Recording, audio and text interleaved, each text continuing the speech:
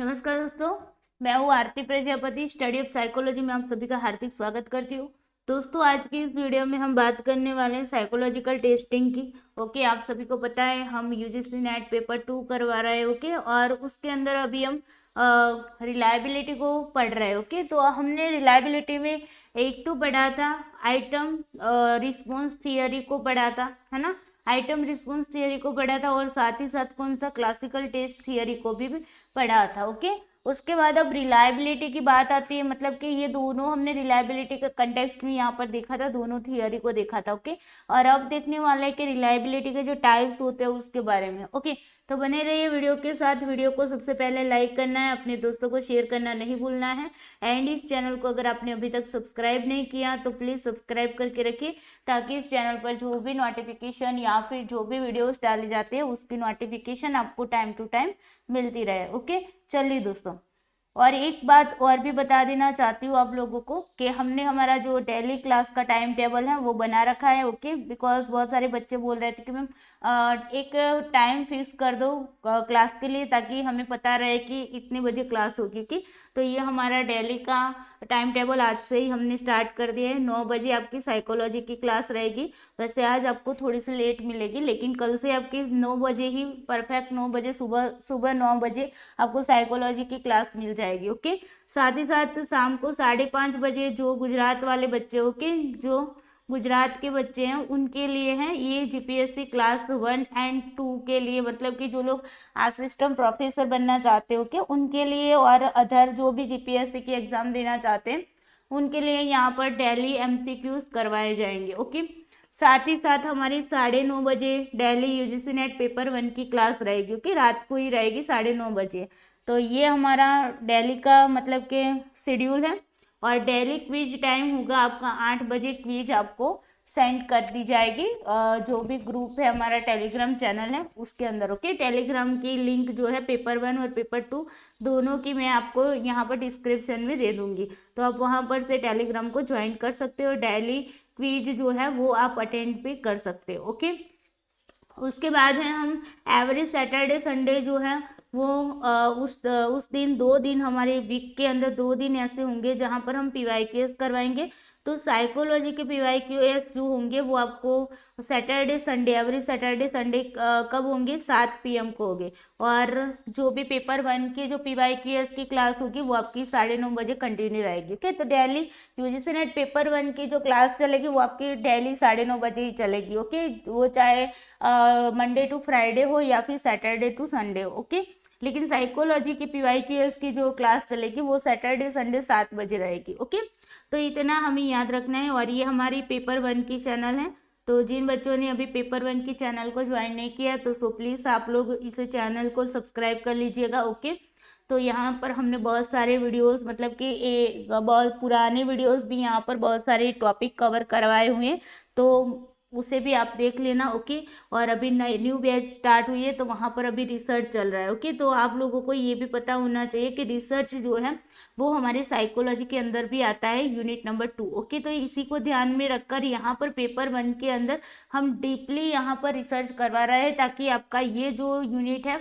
वो आपका पेपर 1 के अंदर भी कंप्लीट हो जाए। ओके, और अदरवाइज कोई सॉफ्टवेयर ऐसा मिल जाएगा तो जिसकी वजह से मैं यहाँ पर भी आपको यहाँ पर अपलोड कर दूंगी रिसर्च के वीडियोस भी। ओके, तो दोनों जगह पर आपको सेम वीडियोस मिल जाएंगे रिसर्च के। ओके, तो यहाँ पर अभी हमारे 2 यूनिट चल रहा है साइकोलॉजी में। एक यूनिट नंबर 2 पेपर 1 में चल रहा है, जो कि वो हमारा यूनिट 2 है साइकोलॉजी के सिलेबस में। ओके, और अभी यूनिट नंबर 3 हमारे साइकोलॉजी की चैनल पर ही चल रहा है, साइकोलॉजिकल टेस्टिंग। ओके, तो ये हमारी साइकोलॉजी की स्टडी ऑफ साइकोलॉजी नाम की चैनल है। तो जो बच्चे अभी तक नहीं जुड़े हैं, जिन बच्चों ने सब्सक्राइब नहीं किया, वो बच्चे सब्सक्राइब कर सकते हैं। ओके, चलिए अब आते हैं विश्वसनीयता, रिलायबिलिटी। हमने पहले भी आपको कई बार बताया कि रिलायबिलिटी क्या होती है। तो रिलायबिलिटी से तात्पर्य विश्वसनीयता, जिनको बोला जाता है हिंदी में। ओके, तो रिलायबिलिटी का मतलब क्या होता है कि एक ही व्यक्ति के प्राप्तांकों में विभिन्न समय पर स्थिरता का पाया जाना। यहाँ पर मैंने आपको एक ट्रिक भी बताई थी। क्या बताई थी? सेम सैंपल, है ना, ये बात बताई थी। Same sample same test. Okay, same sample same test, और टाइम जो होगा वो क्या होगा? डिफरेंस टाइम होगा। ओके, डिफरेंट टाइम होगा आपका। ओके, अलग अलग टाइम पर हम एक ही पर्सन पर एक ही टेस्ट को अप्लाई करते हैं और रिजल्ट क्या मिलता है, हमें सेम रिजल्ट मिलता है। ओके, रिजल्ट कैसा मिलता है, सेम रिजल्ट मिलता है। तो उसी को बोलते हैं रिलायबिलिटी, उसी को हम ये बोलते हैं कि हाँ हमारा जो टेस्ट है वो रिलायबल है। ओके, हमने एक पर्सन पर आज मान लो कि टुडे, ओके, मान लो कि आज हमने किसी पर्सन पर एक टेस्ट लगाया। ओके, मान लो कि ए नाम के पर्सन पर हमने क्या किया, एक टेस्ट लगाया। अब इसके आज के जो स्कोर है ना वो स्कोर आए, मतलब मान लो कि 50 में से आ गए 48। ओके, अब देखो इसी पर्सन पर हम 15 दिन 14 दिन के बाद, ओके, 14 दिन के बाद हम क्या कर रहे हैं, टेस्ट लगा रहे हैं। ओके, 14 दिन पर ही लगा रहे हैं ये मान लो, बिकॉज यहाँ पर ये माना जाता है कि 14 दिन का मतलब गैप रख के अगर हम दोबारा से टेस्ट लेते हैं तो अच्छा रहेगा। ओके, ये सारे जो भी रिसर्चर है या फिर जो टेस्ट कंस्ट्रक्टर है वो सारे उन लोगों ने मिलकर ये डिसाइड किया हुआ है। ओके, तो बहुत सारे जांच पड़ताल होने के बाद ये तय किया गया है कि 40 डेज के बाद ही हमें मतलब कि टेस्ट को दोबारा से एडमिनिस्ट्रेट करना चाहिए। ओके, तो यहाँ पर देखिए 14 दिन के बाद हम इसी पर्सन पर, ओके, और क्या है, सेम टेस्ट, वो ही टेस्ट, सेम टेस्ट लगा रहे हैं और कंडीशन जो सिचुएशन होगी वो भी कैसी होगी, सेम सिचुएशन होगी। ओके, ये भी याद रखना है, सिचुएशन भी क्या होगी, सेम होगी। Okay, same situation, same test, same sample, और हमने यहाँ पर क्रियान्वय कर दिया। ओके, डिफरेंस टाइम पर। अब रिजल्ट हमें क्या मिलेगा, यहाँ पर रिजल्ट यही मिलेगा कि इसके 50 में से 48 स्कोर ही आएंगे, या फिर अदरवाइज आप मान लो कि 2-3 स्कोर अगर कम आते ज़्यादा आते तो उसमें कोई दिक्कत नहीं, लेकिन बहुत ज़्यादा कम या बहुत ज़्यादा भी नहीं आने चाहिए। जैसे कि 48 पहले थे उसके, तो अगर अभी 46 या 47 आ जाते हैं तो कोई दिक्कत नहीं, तो हम ये मान सकते हैं कि हाँ हमारा टेस्ट है वो रिलायबल है। ओके, या फिर अदरवाइज आप मान लो कि 49 भी आ जाता है तो भी कोई दिक्कत नहीं। ओके, लेकिन बहुत ज़्यादा नहीं आने चाहिए, बहुत कम नहीं आने चाहिए। ओके, मान लो कि यहाँ पर 48 थे तो यहाँ पर ये नहीं आने चाहिए कि 15 स्कोर आ गए, तो हमारा टेस्ट रिलायबल नहीं है ना। तो इसीलिए same sample, same test, same situation, different time और सेम रिजल्ट। ओके, ये बात आपको याद रखनी है। चलो, उसी को हम बोलते हैं टेस्ट की रिलायबिलिटी या तो फिर रिलायबिलिटी। ओके, अब देखो रिलायबिलिटी के दो प्रमुख पहलू है। ओके, उसके दो एस्पेक्ट है, एक तो है आपका टेम्पोरल स्टेबिलिटी और दूसरा internal consistency. Okay, temporal stability जो है उसको कालिक स्थिरता या फिर कालिक संगति बोलते हैं हिंदी के अंदर। ओके, कालिक का, काल का मतलब क्या होता है, टाइम होता है, काल है ना, काल का मतलब टाइम से रिलेटेड होता है ना, तो टेम्पोरल आपका क्या है, टाइम से रिलेटेड है। ओके, टेम्पोरल मतलब कालिक, और स्टेबिलिटी मतलब स्थिरता, एक ही जैसी चीज मतलब कि स्थिरता होनी चाहिए। ओके, उसके अंदर कंटिन्यूटी होनी चाहिए, मतलब कि एक ही जैसा होना चाहिए। तो हम यही तो यहाँ पर देखते हैं ना कि सेम रिजल्ट मिलना चाहिए, है ना, डिफरेंट टाइम पर क्या मिलना चाहिए, सेम रिजल्ट मिलना चाहिए, यही है आपकी टेम्पोरल स्टेबिलिटी। ओके, देखते हैं जब कोई परीक्षण किसी एक ही प्रतिदर्श पर, ओके, एक ही सैंपल पर 2 बार क्रियान्वयन किए जाने पर संगत परीक्षण मतलब कि कंसिस्टेंट रिजल्ट मिलता है। ओके, तो यहाँ पर यही बात है।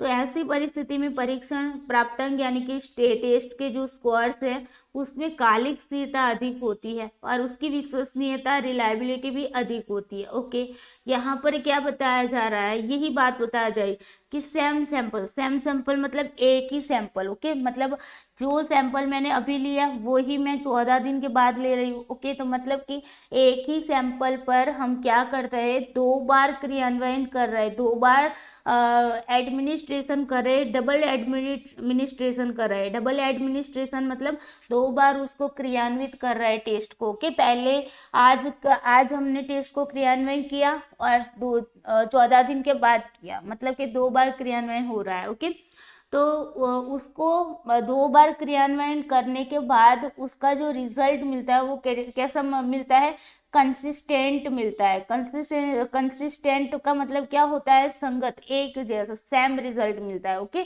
यही तो बात हमने आगे बताई है ना। तो उसी को हम ऐसी स्थिति में जो परीक्षण के जो भी स्कोर मिल रहा है ना, टेस्ट के आपके जो स्कोर मिले, जैसे कि यहाँ पर 48 मिला और यहाँ पर 48 मिला, तो वो क्या है आपका टेस्ट स्क्वायर है।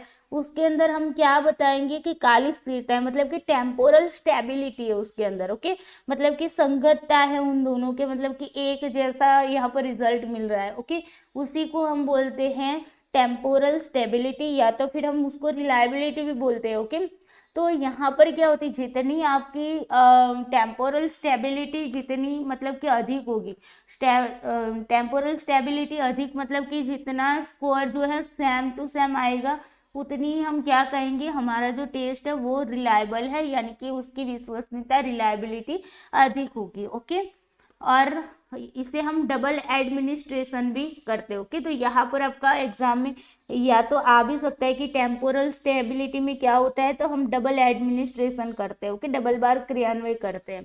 अब बात करते हैं इंटरनल कंसिस्टेंसी की। तो इंटरनल कंसिस्टेंसी क्या होती है, जिसको आंतरिक संगति, आंतरिक का मतलब अंदरूनी संगति है ना, अंदरूनी मतलब समझता है ना आपका मान लो कि आपका बिहेवियर है, एक तो बाहरी बिहेवियर है, एक आंतरिक बिहेवियर है। ओके, बाहर का जो होता है उसको एक्सटर्नल बोलते हैं, अंदर का होता है उसको इंटरनल बोलते हैं। बाहर का जो होता है वो हम देख सकते हैं, है ना, इंटरनल होता है वो आपके अंदर होता है, आपको पता होता है ना, आपकी अंदर की बात है।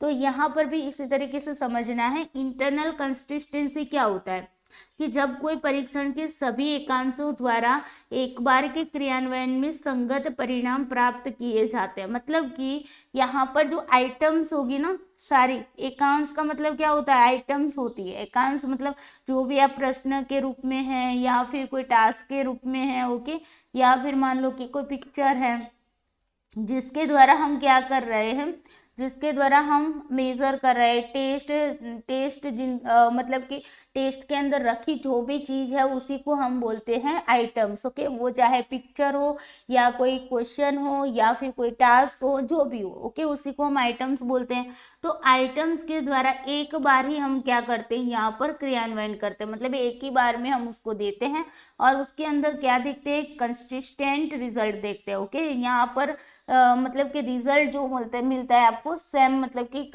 संगत रिजल्ट मिलता है। ओके, तो इस तरह के परिणाम में आंतरिक संगति मतलब कि इंटरनल कंसिस्टेंसी अधिक होती है और इसकी भी विश्वसनीयता रिलायबिलिटी अधिक होती है। ओके, तो देखो यहाँ पर क्या होता है कि यहाँ पर जितनी भी आइटम्स है, मान लो कि हमारे पास 100 आइटम्स हैं, तो हम क्या करते हैं, उन आइटम्स को 2 हिस्सों में बांट देते हैं। ओके, 50 आइटम्स यहाँ पर कर देते, 50 आइटम्स यहाँ पर कर देते, टेस्ट देने के बाद करते हैं। ओके, फिर आगे आएंगे उसके टाइप्स आएंगे, उसके अंदर जो स्प्लिट हाफ होती है उसके अंदर इस तरीके के 2 भागों में इसको डिवाइड कर देते हैं और फिर यहाँ पर ओड इवन नंबर का यूज़ करते हैं। अगर आपने ओड नंबर का मतलब के यूज़ किया है तो ओड नंबर मतलब 1 3 5 7 है ना, इस तरीके से हम क्या करेंगे, यहाँ पर मान लो 100 आइटम्स ली है तो यहाँ पर हम क्या करेंगे 49 तक आएंगे, फिर यहाँ पर 51 टू हम 99 तक आएंगे।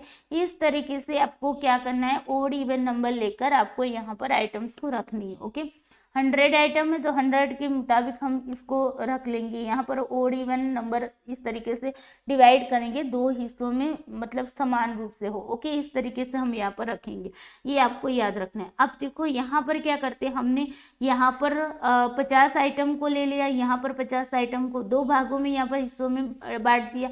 अब जिन्होंने टेस्ट दिया होगा उनके जो स्कोर आएंगे ना, जितने भी मान लो कि 1 नंबर के आइटम में कितने, मान लो 100 लोगों ने क्या किया है, टेस्ट दिया, तो इनमें से 100 लोगों के कितने स्कोर बन रहे हैं आइटम नंबर 1 में, आइटम नंबर 3 में 100 में से कितने के सही हो रहे हैं, ये सारे देखकर यहाँ पर स्कोरिंग का क्या किया जाता है, सम किया जाता है। ओके, इसका यहाँ पर सम किया जाता है, 2 भागों में हिस्सों में बांटकर सम किया जाता है। ओके, और उसके बाद इन दोनों के बीच में कोरिलेशन देखा जाता है। क्या देखा जाता है, कोरिलेशन देखा जाता है। ओके, तो ये होता है, यहाँ पर कोरिलेशन देखकर हम ये बता सकते हैं कि हाँ इन आइटमों के बीच में कितनी कोरिलेशन है। ओके, तो उनके अंदर कितना, मतलब कि यहाँ पर जो रिजल्ट मिल रहा है वही यहाँ पर रिजल्ट मिल रहा है कि नहीं। अगर सेम रिजल्ट मिल रहा है तो मतलब कि हमारी जो आइटम है वो एक दूसरे के साथ क्या है, कोरिलेट है। ओके, तो यहाँ पर इंटरनल कंसिस्टेंसी के अंदर इस तरीके से देखा जाता है। ओके, तो जितनी भी इंटरनल कंसिस्टेंसी जितनी ज़्यादा होगी उतनी रिलायबिलिटी भी क्या होगी, ज़्यादा होती। यहाँ पर भी बात हमने यही की। टेम्पोरल स्टेबिलिटी में भी क्या कहा कि टेम्पोरल स्टेबिलिटी की स्टेबिलिटी जितनी ज़्यादा होगी उतनी ही रिलायबिलिटी ज़्यादा होगी। यहाँ पर भी ये बात है कि इंटरनल कंसिस्टेंसी ज़्यादा होगी उतनी ही रिलायबिलिटी ज़्यादा होगी, है ना। जैसे कि मान लो ना इंटरनल कंसिस्टेंसी के मामले में कि अगर हम मान लो कि जो भी एक आइसक्रीम वाले की दुकान का भी मैंने एक एग्जांपल दिया था क्लास के अंदर, है ना। तो क्या है कि आइसक्रीम की दुकान है तो उसके अंदर जो आइसक्रीम है, ओके, तो क्या वो आइसक्रीम सही में अच्छी है कि नहीं है, ओके। अगर आइसक्रीम अच्छी है तो हम ये बता पाते हैं कि हाँ भाई ये जो दुकान है उसके अंदर आइसक्रीम अच्छी मिलती है ना। तो मतलब कि आइसक्रीम जो है क्या हो गई, आइटम से उसको मतलब कोरिलेट कर दो। तो आइसक्रीम जितनी अच्छी होगी उतनी वो दुकान फेमस होगी, है ना, उतनी ज़्यादा फेमस होगी। बस यही काम इंटरनल कंसिस्टेंसी का होता है कि जितनी भी आपकी इंटरनल कंसिस्टेंसी ज़्यादा होगी, आइटम्स के बीच कोरिलेशन ज़्यादा होगा, ओके, उतना ही यहाँ पर आपकी रिलायबिलिटी भी क्या होगी, ज़्यादा होगी, ओके। उसके बाद देखो ये इन दोनों संगति कंसिस्टेंट, हाँ यहाँ पर हम सिंगल एडमिनिस्ट्रेशन करते हो कि एक ही बार क्रियान्वय करते।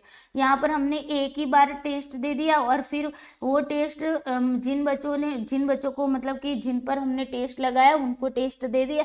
उसके बाद टेस्ट लेने के बाद हम आइटम को क्या करते, दो भागों में डिवाइड करते हैं, है ना। तो यहाँ पर एक ही बार हम क्या करते हैं, एडमिनिस्ट्रेशन करते हैं, एक ही बार उनको देते हैं, बार बार नहीं देते, ओके। एक ही बार हमने उनको टेस्ट दे दिया और फिर हम अंदरूनी मतलब कि उनके आइटम के बीच का कोरिलेशन यहाँ पर देखा जाता है, ओके। जबकि टेम्पोरल स्टेबिलिटी जो होता है उसके अंदर हम क्या करते हैं, दो बार क्रियान्वयन करते हैं और उसके बाद हम देखते हैं कि भाई जो भी पर्सन है उसके जो स्कोर आ रहा है क्या वो मतलब कि कंसिस्टेंस है कि नहीं, ओके, ये देखा जाता है, ओके। चलिए, तो यहाँ पर दोनों कंस्टिट्यूएंट का मापन सहसंबंध गुणांक कोरिलेशन कॉफिशिएंट ज्ञात करके किया जाता है। यहाँ पर हम क्या करते हैं, कोरिलेशन कॉफिशिएंट ज्ञात करते हैं। अब देखो कॉफिशिएंट का मतलब क्या होता है, गुणांक होता है। मतलब कि मान लो कि हमने यहाँ पर इंटरनल कंसिस्टेंसी देखी होगी, उसके अंदर इन दोनों के बीच का जो कोरिलेशन है मान लो कि 0.7 आया, ओके। तो यहाँ पर 0.7 जो आया आपका कोरिलेशन, उसी को हम क्या कहेंगे, कोरिलेशन कॉफिशिएंट।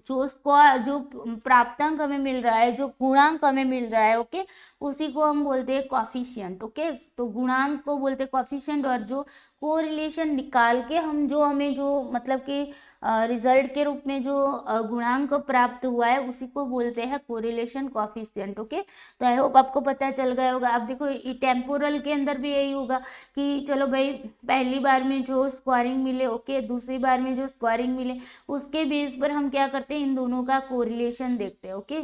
मतलब कि पहली बार का और दूसरी बार का क्रियान्वयन करने के बाद उन दोनों के बीच के इन दोनों के जो स्कोर मिले हैं उनके बीच कोरिलेशन देखते हैं। और उसी कोरिलेशन को जब हम मतलब कि फॉर्मूला लगाकर कोरिलेशन निकाल लेते हैं तो जो कोरिलेशन हमें मिलता है उसी को हम बोलते हैं कोरिलेशन कॉफिशिएंट, ओके। चलिए आगे देखते हैं।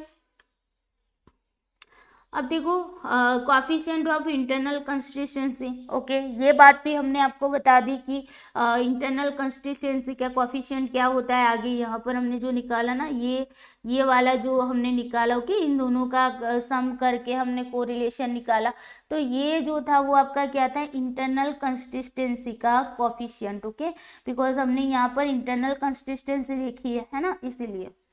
तो चलिए देखते हैं कि जिस सहसंबंध गुणांक से परीक्षण की आंतरिक संगति का पता चलता है, अंदरूनी चीजों का हमें पता चलता है।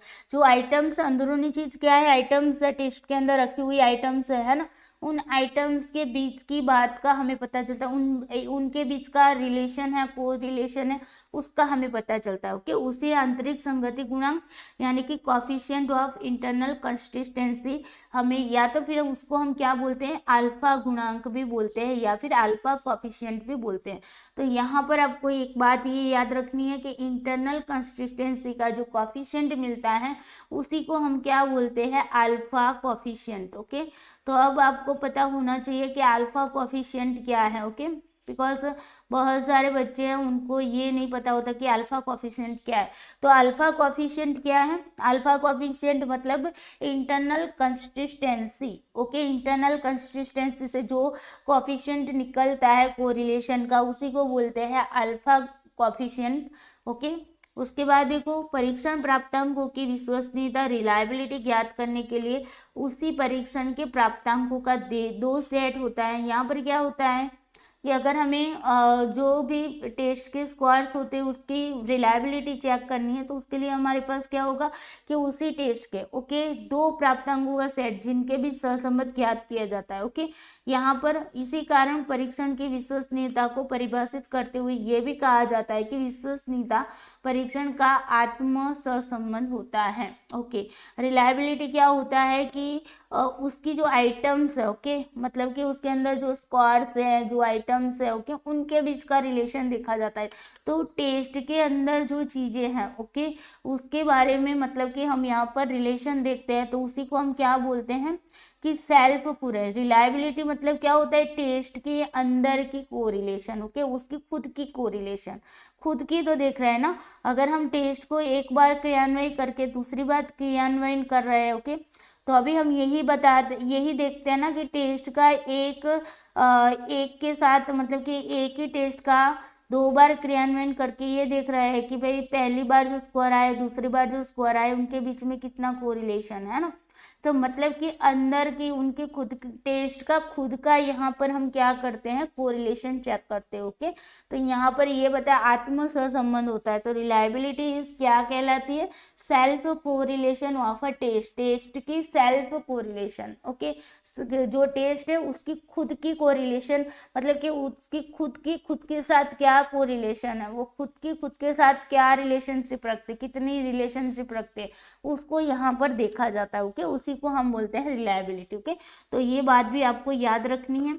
उसके बाद देखो हमने क्या बताया था, रिलायबिलिटी में हम क्या करते हैं, ऑप्टेन स्कोर हम प्राप्त करते हैं ना। तो ऑप्टेन स्कोर क्या होता है, ऑप्टेन स्कोर होता है कि true score plus error score. आपका जो भी ट्रू स्कोर है और एरर स्कोर दोनों को मिलाते तब आपको ऑप्टेन स्कोर मिलता है। मान लो कि आपको ना 50 में से 45 स्कोर आए। तो ये 45 स्कोर क्या है, आपके ऑप्टेन स्कोर है। हमने ये बात आपको पहले भी बताई थी है ना। तो 50 में से 45 स्कोर आए वो आपके ऑप्टेन स्कोर है। अब आप खुद ही सोचिए कि आपके 45 स्कोर तो आए, क्या उसमें आपके 45 क्वेश्चन आपको आते थे।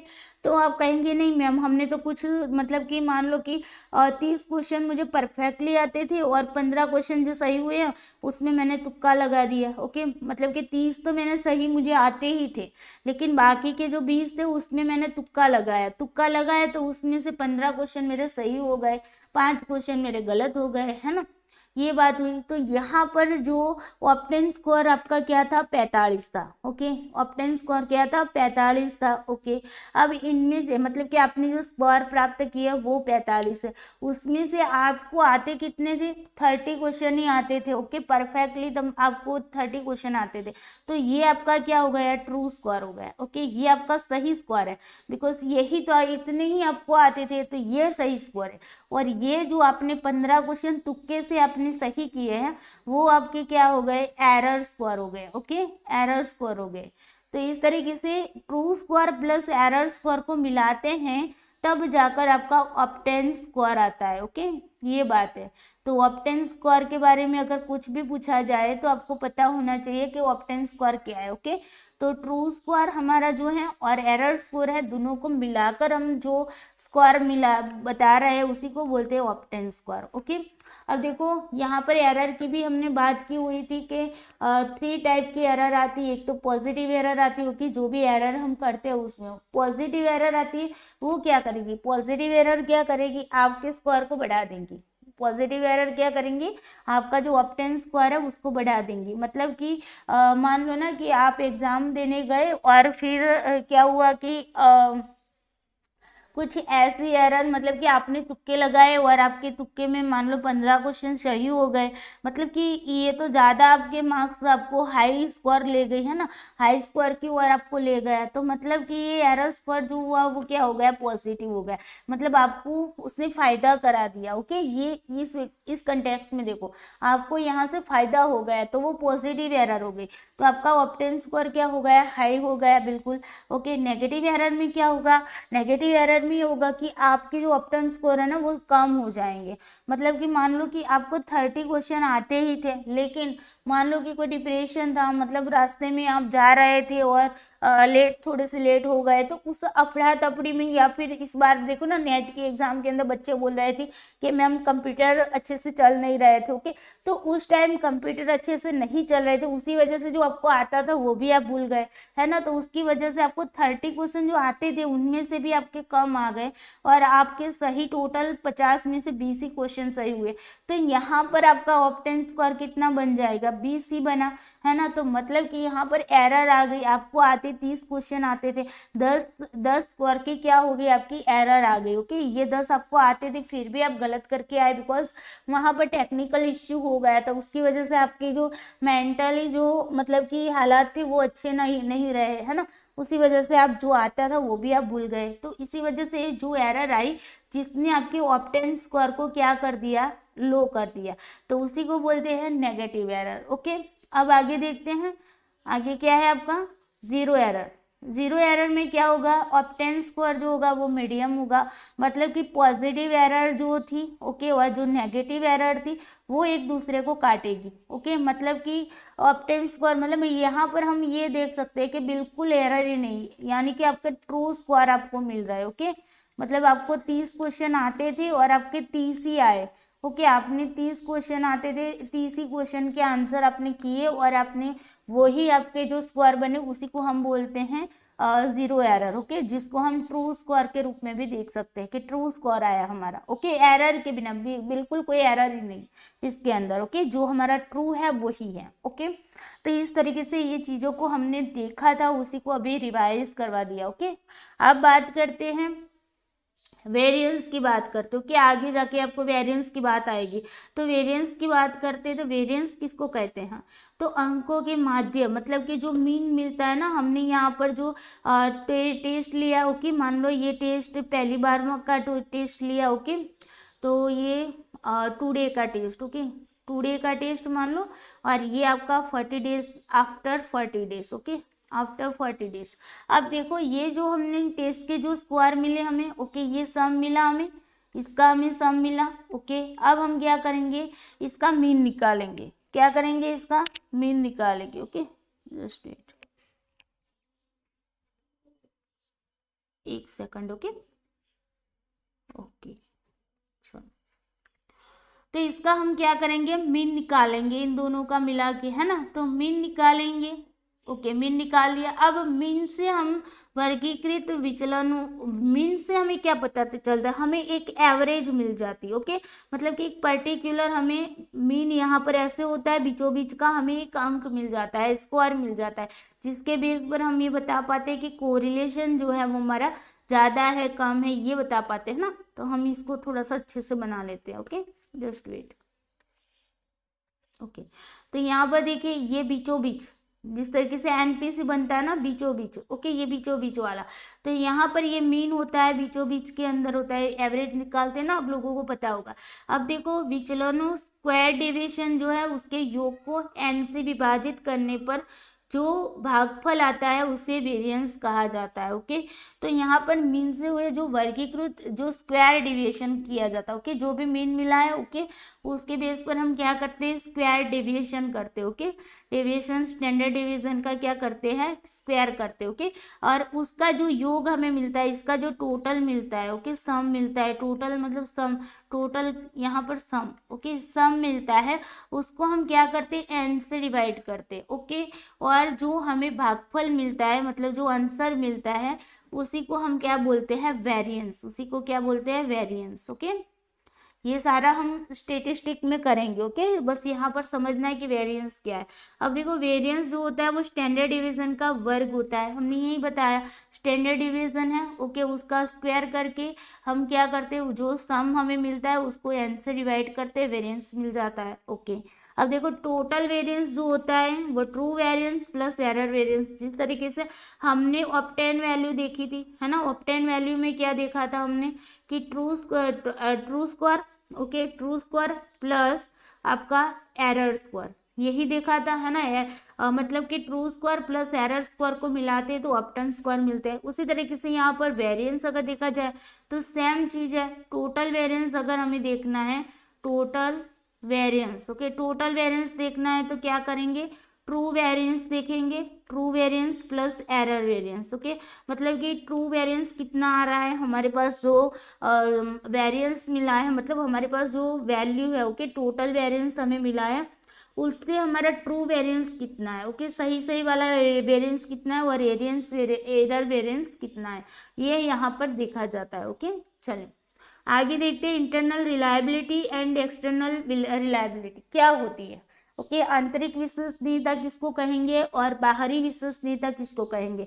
तो देखो, इंटरनल रिलायबिलिटी को क्या बोलते हैं, आंतरिक विश्वसनीयता या फिर हम आंतरिक स्थिरता, अंदर की स्थिरता। ओके, अब देखो यहाँ पर क्या होगा कि इस बात का माप है आपका परीक्षण वास्तव में कितना अच्छा माप रहा है जिसे आप मापना चाहते हो। कि जैसे कि आइसक्रीम वाला एग्जाम्पल दिया ना, कि क्या दुकान के अंदर सच में आइसक्रीम जो है वो अच्छी मिल रही है कि नहीं। तो कब पता चलेगा, जब आप उस आइसक्रीम का टेस्ट करोगे, है ना। उसी के बेस पर आप बता पाए कि हाँ कि ये जो दुकान फेमस हुई है जिस आइसक्रीम की वजह से, वो आइसक्रीम सही में क्या है, अच्छी है ना। तो यहाँ पर भी यही होगा कि हम अंदर की अगर आंतरिक विश्वसनीयता देख रहे हैं, इंटरनल रिलायबिलिटी देख रहे हैं, तो मतलब हम यहाँ पर क्या करेंगे, आइटम्स के बीच हम रिलेशन देखेंगे। ओके, मतलब कि आइटम्स कितनी अच्छी है, आइटम्स के बीच कितना रिलेशन है। ओके, ये देखें, आइटम्स के बीच कितना को रिलेशन है, ये देखेंगे हम इंटरनल रिलायबिलिटी के अंदर। ओके, जिस तरीके से हमने स्प्लिट आपकी अभी बात की, आपको दो हिस्सों में टेस्ट लेकर हम दो हिस्सों में उसको बांट देते हैं। टेस्ट देने के बाद, ओके, बच्चों को टेस्ट दे दिया और उसके बाद वो टेस्ट जब हम वापस लेते हैं, उसके बाद हम क्या करते हैं, जो टेस्ट के स्कोर होते हैं उन जो आइटम्स होते हैं उनको दो भागों में बांटते हैं, या तो ओड नंबर में बांट लो या तो फिर इवन नंबर में बांट लो। कि इस तरीके से हम दो भागों में क्या करते हैं, उसको बांट लेते हैं और फिर उनके जो स्कोर आते हैं उनका यहाँ पर सम कर लेते हैं, है ना।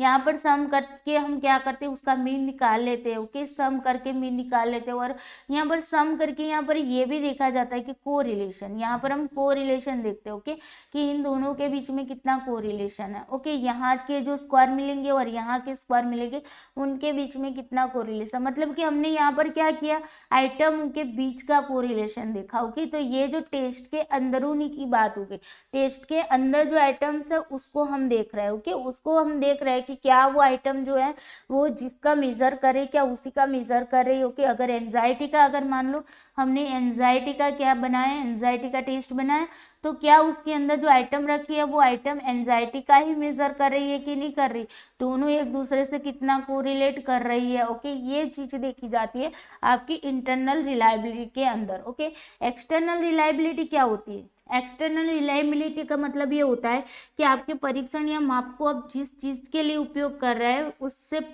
परे सामान्यीकृत किया जा सकता है कि नहीं। हमने एंजाइटी का टेस्ट बनाया, क्या इस एंजाइटी के टेस्ट को हम लोगों पर मतलब कि जनरलाइज कर सकते हैं कि नहीं, जो जिसकी एंजाइटी हमें मेजर करनी है, क्या उस पर हम जनरलाइज कर सकते हैं। हम ये बता सकते हैं कि हमारे अंदर हमारे टेस्ट के अंदर जो आइटम्स रखी है वो सच में एंजाइटी का ही मेजर कर रही है और एंजाइटी के टेस्ट के अंदर उसको हम जनरलाइज कर सकते हैं। ओके, ये बात होती है बाहरी विश्वसनीयता, मतलब कि एक्सटर्नल रिलायबिलिटी। जिस तरीके से हमने टेम्पोरल को देखा ना, टेम्पोरल में हम जो देखते हैं वो क्या देखते हैं, वही तो देखते हैं, है ना। तो टेम्पोरल के अंदर जो देखा जाता है वो क्या होता है, आपका एक्सटर्नल रिलायबिलिटी होती है। जबकि इंटरनल में हमने क्या देखा, तो इंटरनल कंसिस्टेंसी जो देखी ना, उसके हिसाब से अगर आप देखो तो हम ये देखते हैं कि इंटरनल रिलायबिलिटी देखते हैं। Okay, clear. चलो आगे देखते हैं। अब टाइप्स ऑफ रिलायबिलिटी की बात करते हैं तो रिलायबिलिटी के बहुत सारे टाइप्स है कि 4 टाइप्स है और उसके अंदर भी कुछ टाइप्स है वो भी हम देखेंगे। पहला है आपका टेस्ट मेथड। ओके, परीक्षण पुनः परीक्षण विधि।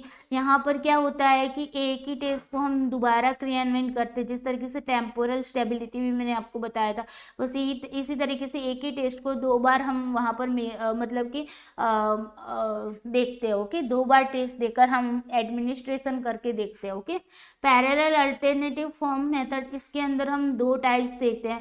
पैरेलल का मतलब क्या होता है, सेम चीज होना। ओके, एक ही जैसी चीज होना। तो यहाँ पर ये पर्सन और ये पर्सन दोनों ही सेम है, मतलब कि उनके अंदर बहुत सारी चीजें सेम टू सेम है, मतलब सभी चीज सेम टू सेम है, ओके। लेकिन दोनों थोड़े से अलग है। जैसे कि मान लो ना कि ट्विंस बच्चे होते हैं, तो वो क्या दिखने में, उनके बोलने में, या फिर उनके बिहेवियर में, सभी तरह से वो दोनों क्या होते हैं, सेम टू सेम होते हैं। लेकिन थोड़ा सा ही डिफरेंस उसके अंदर ये होता है कि उसका कंटेंट, मतलब कि टेस्ट के कंटेक्स्ट में बात करें तो कंटेंट उनका जो होता है वो भी सेम होता है, बट आइटम जो होते हैं ना वो अलग अलग आइटम्स होती है, ओके। इस तरीके से समझो। जैसे कि मान लो कि हाँ, हम यूजीसी नेट का पेपर देते हैं, है ना। तो मान लो कि शिफ्ट 1 वाले बच्चे हैं, वो भी पेपर 1 दे रहे हैं, शिफ्ट 2 वाले बच्चे हैं, वो भी पेपर 1 दे रहे हैं। दोनों का पेपर जो कंटेंट होगा, सिलेबस होगा, वो सारी चीज़ें सेम है। उसके अंदर जो टाइम रखा गया वो भी सेम है, ओके। सेम चीज़ें होती है, लेकिन डिफरेंस क्या होते हैं, क्वेश्चन डिफरेंस होते हैं, है ना। क्वेश्चन भी डिफरेंस कैसे होते हैं, सिर्फ डिफरेंस होता है, लेकिन उसके अंदर जो सिलेबस के अकॉर्डिंग यूनिट वाइज जिस तरीके से होता है उस तरीके से होते हैं।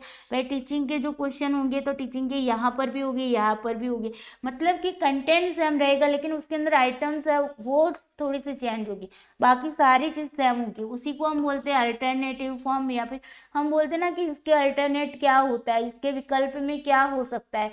तो सेम चीज़ें होगी, वहीं हम उसको विकल्प के रूप में रखेंगे, ओके। तो ये बात है। इसके अंदर दो बात आती है, एक तो यहाँ पर हम क्या करते हैं, एक तो हम अभी टेस्ट दिया है, एक फॉर्म, यहाँ पर दो फॉर्म होते हैं, ओके। फॉर्म ए है, फॉर्म बी है, ओके। दोनों में सेम चीज़ें हैं, ओके। कंटेंट, जो सिचुएशन, जो टाइम, जो भी चीज़ें हैं वो सारी सेम है। डिफरेंस क्या है, सिर्फ आइटम डिफरेंस है, ओके। वो भी आइटम भी किस तरीके से, कंटेंट के रिलेटेड तो सेम है। एंजाइटी का है तो एंजाइटी का ही मेजर करे, उसके अंदर जो जो चीज़ें हैं वही मेजर करे, लेकिन सिर्फ क्वेश्चन अलग है, ओके। बस आइटम अलग है और कुछ भी नहीं है। अब देखो इनको ना, पहले हमने ये फॉर्म दे दिया और तुरंत ही हमने दूसरा फॉर्म दे दिया, दोनों एक साथ, मतलब कि एक का कंप्लीट होने के बाद तुरंत दे दिया, ओके। तो यहाँ पर इस तरीके से हम ये जो रिलायबिलिटी चेक करते, दूसरी रिलायबिलिटी कैसे चेक करते इसके अंदर, कि हमने ए फॉर्म आज दिया, टुडे दिया, और दूसरा फॉर्म जो है बी, ओके, वो हम कब देंगे, 14 दिन के बाद देंगे, ओके। तो ये टाइम गैप के हिसाब से यहाँ पर होगा, ये टाइम गैप यहाँ पर नहीं होगा। पहले वाले में जो हमने बताया वहाँ पर टाइम गैप नहीं होगा, वो तुरंत ही हम दे देते हैं, ओके। एक खत्म होता है, दूसरा तुरंत दे देते हैं। जबकि यहाँ पर क्या होता है, यहाँ पर टाइम मतलब कि गैप रखा जाता है, ओके, डिले किया जाता है, ओके। तो इस तरीके से दो टाइप्स में ये पैरेलल या फिर अल्टरनेटिव फॉर्म रिलायबिलिटी चेक की जाती है, ओके। फिर इंटरनल कंसिस्टेंसी मेथड, यहाँ पर हम स्प्लिट हाफ वाली जो होती है ना वो हम चेक करते हैं। स्प्लिट हाफ में हमने आपको अभी बताया इंटरनल कंसिस्टेंसी में क्या किया कि हमने टेस्ट ले लिया और उसके बाद टेस्ट के आइटम को दो हिस्सों में बांट दिया, ओड नंबर रख लो या फिर इवन नंबर रख लो, ओके। और उसके बेस पर हम यहाँ पर क्या देखते हैं, रिलायबिलिटी देखते हैं ना, तो उसी को हम इंटरनल कंसिस्टेंसी मेथड बोलते हैं, ओके। इसके बाद आता है इंटर स्कोरर रिलेवेंट। यहाँ पर स्प्लिट हाफ में भी क्या होता है कि स्प्लिट हाफ मेथड यूज करने के बाद हम क्या करते हैं, उसके अंदर और भी फार्मूला लगाते हो कि पियर्सन वाला फार्मूला तो लगता ही है, लेकिन उसके बाद अगर कुडर रिचर्डसन है या फिर आप बोल दो क्रॉनबेक अल्फा है, ओके, या फिर अदर जो भी आते हैं आपका रूलर फ्लैगन का फॉर्मूला है, ओके। उन फॉर्मूलाज यूज करके हम क्या करते हैं, रिलायबिलिटी चेक करते हैं, ओके। ये स्प्लिट हाफ के अंदर आएगा, मतलब कि इंटरनल कंसिस्टेंसी मेथड के अंदर आएगा। इंटर स्क्वायर रिलायबिलिटी में क्या होगा कि यहाँ पर जो टेस्ट होगा ना उसको हम अलग अलग एक्सपर्ट को देते हैं, ओके। मान लो कि हमने 5 एक्सपर्ट को ये टेस्ट बनाकर दे दिया और पांचों एक्सपर्ट अपने अपने हिसाब से उन टेस्ट को देखेंगे, उनके आइटम्स को देखेंगे और उनको स्क्वायरिंग करेंगे, ओके। मान लो ये ए एक्सपर्ट है, ये बी है, ये सी है, डी है और ई है, ये सारे एक्सपर्ट हैं, वो क्या करेंगे, इस टेस्ट को देखेंगे और स्कोरिंग करेंगे। ओके, और उसके बेस पर हम यहाँ पर मान लो कि सभी ने एक जैसे मतलब कि एक तरह से स्कोरिंग किया है तो हम ये बता पाते हैं कि हाँ हमारा जो टेस्ट है वो रिलायबल है। अगर सभी के अलग अलग स्कोर आ रहे हैं और बहुत ही डिफरेंस आ रहा है, ओके, मतलब डिफरेंस जो मिल रहा है वो बहुत ज़्यादा मिल रहा है, तो हम यहाँ पर ये बताएंगे कि नहीं हमारा टेस्ट है वो रिलायबल नहीं है। ओके, तो इस तरीके से इंटर स्कोरर, जो स्कोरर होता है वो उनके खुद के हिसाब से वो स्कोरिंग करते हैं और उसके बेस पर हम रिलायबिलिटी को चेक करते हैं। ओके, तो आज की इस वीडियो में हम ये 3 करने वाले टेस्ट रिटेस्ट करेंगे, पैरेलल वाला करेंगे और इंटर स्कोरर करेंगे। ओके, और इंटरनल कंसिस्टेंसी मेथड है वो कल करेंगे, बिकॉज ये थोड़ा सा लंबा टॉपिक था इसलिए हमने इसमें नहीं लिया है। ओके, चलिए अब बात करते हैं टेस्ट मेथड। ओके, परीक्षण पुनः परीक्षण करके फिर से दोबारा से हम यहाँ पर परीक्षण कर रहे हैं। ओके, इसी के बेस में आपको समझना है। देखो ये पेपर 1 में भी आता है। ओके, ये जो टॉपिक है ना आपका टाइप्स ऑफ रिलायबिलिटी, वो पेपर 1 के अंदर भी आता है, तो पेपर 1 वाले बच्चे भी यहाँ पर आप स्टडी करना। ओके, बिकॉज यहाँ से क्वेश्चन आते हैं। अब देखो इस विधि में क्या होता है, परीक्षण को एक ही प्रतिदर्श पर, ओके, सैंपल एक ही रहेगा। सेम सैंपल का मतलब एक ही सैंपल। ओके, सेम सैंपल पर हम क्या करते हैं, दो बार मतलब कि डबल बार एडमिनिस्ट्रेशन किया जाता है। ओके, तो डबल एडमिनिस्ट्रेशन होता है। क्या होता है, double administration. Okay, administration. Okay, double administration होता है। सेम सैंपल पर 2 बार हम क्या करते हैं, इस पर क्रियान्वयन करते हैं और 14 दिन, ओके, फोर्टनाइट के अंतराल पर क्रियान्वयन, मतलब कि आज लिया टेस्ट, ओके, टुडे लिया और फिर 14 दिन पर, ओके, 14 दिन पे हम दोबारा से इसको ले रहे। ओके, और सैंपल क्या होगा, सेम होगा। ए पर लगाया तो यहाँ पर वही ए पर लगाएंगे और वही टेस्ट को लगाएंगे। ओके, उसी टेस्ट को लगाएंगे जो हमने टेम्पोरल स्टेबिलिटी में बात की थी ना, वही बात यहाँ पर है। ओके, एक ही same sample same test, okay, same test same situation, okay, same situation और सेम रिजल्ट मिलता है। क्या मिलता है, सेम रिजल्ट मिलता है, लेकिन सिर्फ चेंज क्या होता है, डिफरेंस टाइम होता है। ओके, डिफरेंस टाइम होता है। टाइम भी कितना, टाइम गैप भी कितना होता है, 14 दिन का होता है। ओके, यहाँ पर ये भी याद रखना है, 14 दिन का टाइम गैप रखा जाता है। ओके, एक ही परीक्षण प्राप्तांकों के 2 सेट प्राप्त हो जाते हैं। ओके, यहाँ पर एक ही टेस्ट के 2 सेट हमें प्राप्त होंगे। ओके, ये टेस्ट हमने लिया तो इसके यहाँ पर से हमें स्क्वायर मिलेगा। ओके, और यहाँ पर दूसरा स्क्वायर मिलेगा, 2 स्क्वायर मिलेंगे। एक ही टेस्ट के 2 स्क्वायर मिल रहे, आज के भी मिलेंगे, 14 दिन के मतलब कि 14 दिन पर हम जो ले रहे हैं टेस्ट उसी के भी स्क्वायर मिलेंगे। तो यहाँ पर हमें 2 स्क्वायर प्राप्त होते हैं। ओके, 2 सेट मिलते हैं स्क्वायर के। उसके बाद प्राप्तांकों के इन दोनों वितरणों को डिस्ट्रीब्यूशन या सेट में सहसंबंध कोरिलेशन ज्ञात किया जाता है। इन दोनों के जो स्क्वायर मिले हैं उनके बीच में क्या किया जाता है, कोरिलेशन देखा जाता है। ओके, कोरिलेशन देखा जाता है। ओके, यही परीक्षण का विश्वसनीयता गुणांक यानी कि रिलायबिलिटी कोएफिशिएंट है। मान लो कि इन दोनों के बीच का कोरिलेशन हमें मिल गया 0.85, तो ये क्या हो गया, ये जो 0.85 हमें मिला। ओके, कोरिलेशन जो देखा जाता है ना वो फॉर्मूला लगाकर हम देखते हैं। ओके, तो वो स्टेटिस्टिकल में करेंगे। तो कोरिलेशन हमने लगा लिया और हमें जो मतलब कि रिजल्ट मिला। ओके, तो जो कोरिलेशन का जो स्क्वायर मिला हमें उसी को हम बोलते हैं रिलायबिलिटी कोएफिशिएंट। क्या बोलते हैं, रिलायबिलिटी कोएफिशिएंट, मतलब कि हमारी रिलायबिलिटी का एक गुणांक मिल रहा है हमें। ओके, और इसे तकनीकी भाषा में मतलब कि टेक्निकल लैंग्वेज में अगर बात की जाए तो टेक्निकल लैंग्वेज में इसको कालिक स्थिरता गुणांक मतलब टेम्पोरल स्टेबिलिटी कोएफिशिएंट भी कहा जाता है। यही बात हमने बताई थी टेम्पोरल के अंदर, है ना। तो टेम्पोरल स्टेबिलिटी कोएफिशिएंट का मतलब क्या होता है कि हमें जो रिलायबिलिटी कोएफिशिएंट हमने जो ज्ञात किया है उसी को हम बोलते हैं टेम्पोरल स्टेबिलिटी कोएफिशिएंट। ओके, अब देखो इससे ये पता चलता है कि एक दिए गए हुए अंतराल टाइम इंटरवल पर अलग अलग टाइम लिया हमने। ओके, तो टाइम इंटरवल हुआ, ये आज का दिन है, ये 14वां दिन है, तो इनके बीच का जो इंटरवल है टाइम इंटरवल, उन पर परीक्षण प्राप्तांक मतलब कि टेस्ट स्कोर कितना स्थिर रहा, कितना स्टेबल रहा। यहाँ पर जो स्क्वायर मिले टोटल मान लो कि यहाँ पर 100 में से हमें 80 मिले और यहाँ पर भी 100 में से 80 मिल रहा है। ओके, 80, तो यहाँ पर इन दोनों के बीच में कितनी स्थिरता पाई गई है, कितनी स्टेबल है दोनों, ओके, दोनों के बीच में कितना स्टेबल है, कितनी कंसिस्टेंट है दोनों के बीच में, ओके, ये हम यहाँ पर देखते हैं, ओके, इससे हमें यहाँ पर पता चलता है।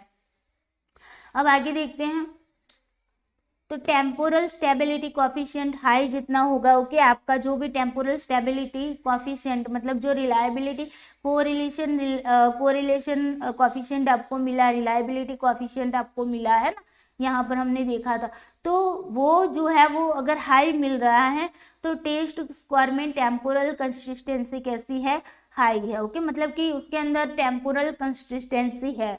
अगर स्क्वायर जो मिल रहा है वो क्या मिल रहा है, हाई मिल रहा है, ओके। मान लो कि हमने अभी कहा कि 0.85 मिला है, तो मतलब कि यहाँ पर जो कोफिशिएंट आपको मिला वो कैसा मिला है, हाई मिला है।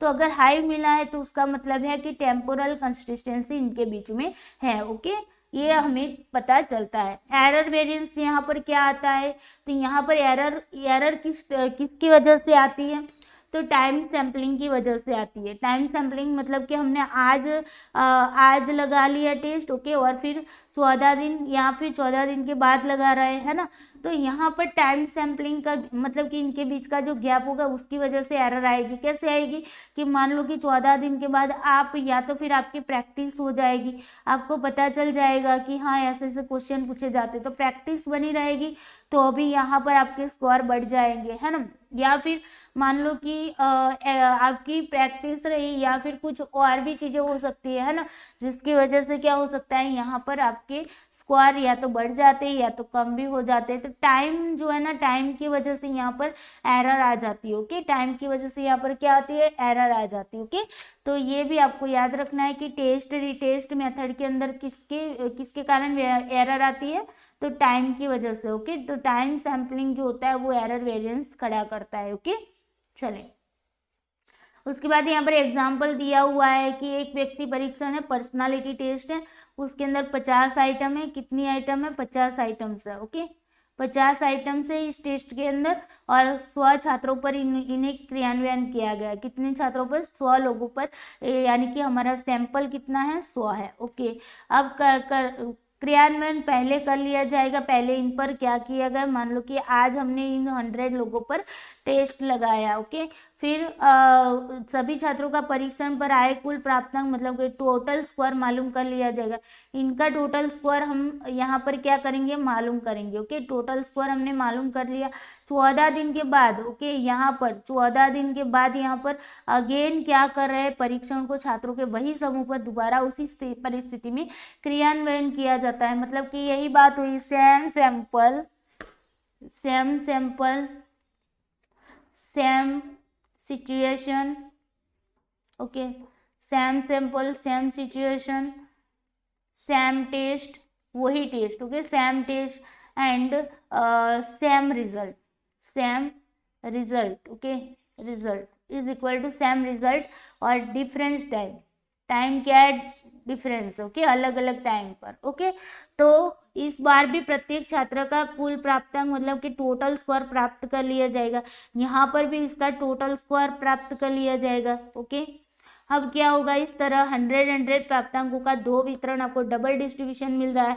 ये 100 का यहाँ पर आपको मतलब कि 100 में से यहाँ पर स्क्वायर मिले, यहाँ पर 100 में से स्क्वायर मिले, ओके। तो 100 स्क्वायर के आपके 2 सेट आपके पास हो गए, ओके।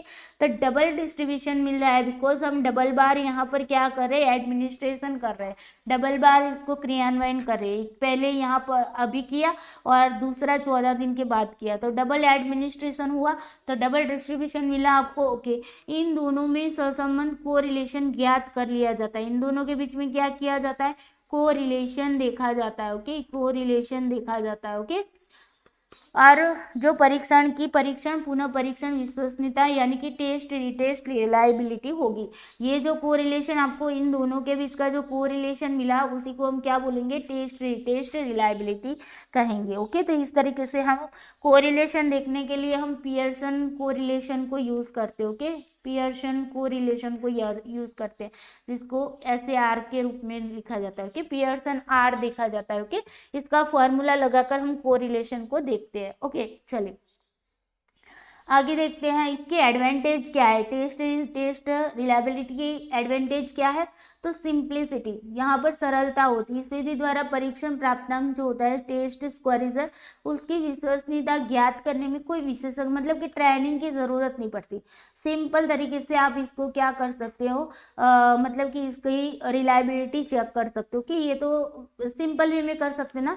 आपने 2 बार लोगों पर एडमिनिस्ट्रेशन किया, उसके बाद उनके जो स्कोर आए 2 बार के 2 स्कोर आए, उनको कोरिलेट कर दिया, ओके, और वो भी फार्मूला लगाकर कोरिलेशन देख लिया।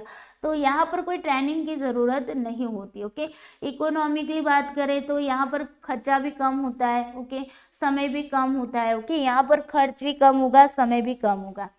स्टेबिलिटी कोएफिशिएंट, ओके, यहाँ पर जो भी स्थिरता गुणांक जिसको बोला जाता है, ओके, तो स्टेबिलिटी कोएफिशिएंट ज्ञात करने में इस विधि की निर्भरता पूर्ण रूपेण बतलाई गई, ओके।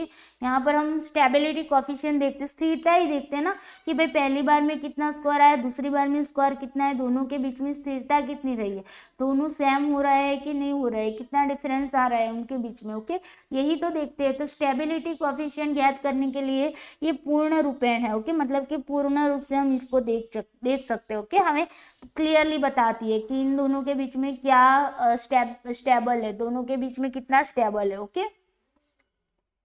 अब देखो एडवांटेज है तो लिमिटेशन भी होगी। तो लिमिटेशंस क्या है, समय का इंतजार करना पड़ता है, बिल्कुल करना पड़ता है। आज लगाया फिर 14 दिन के बाद लगाओ, है ना, अगेन फिर आप अगर मान लो कि दोबारा से आप उसको देख रहे हैं तो दोबारा से आपको 2 बार मतलब कि 14 दिन तक आपको वेट करना पड़ेगा, है ना।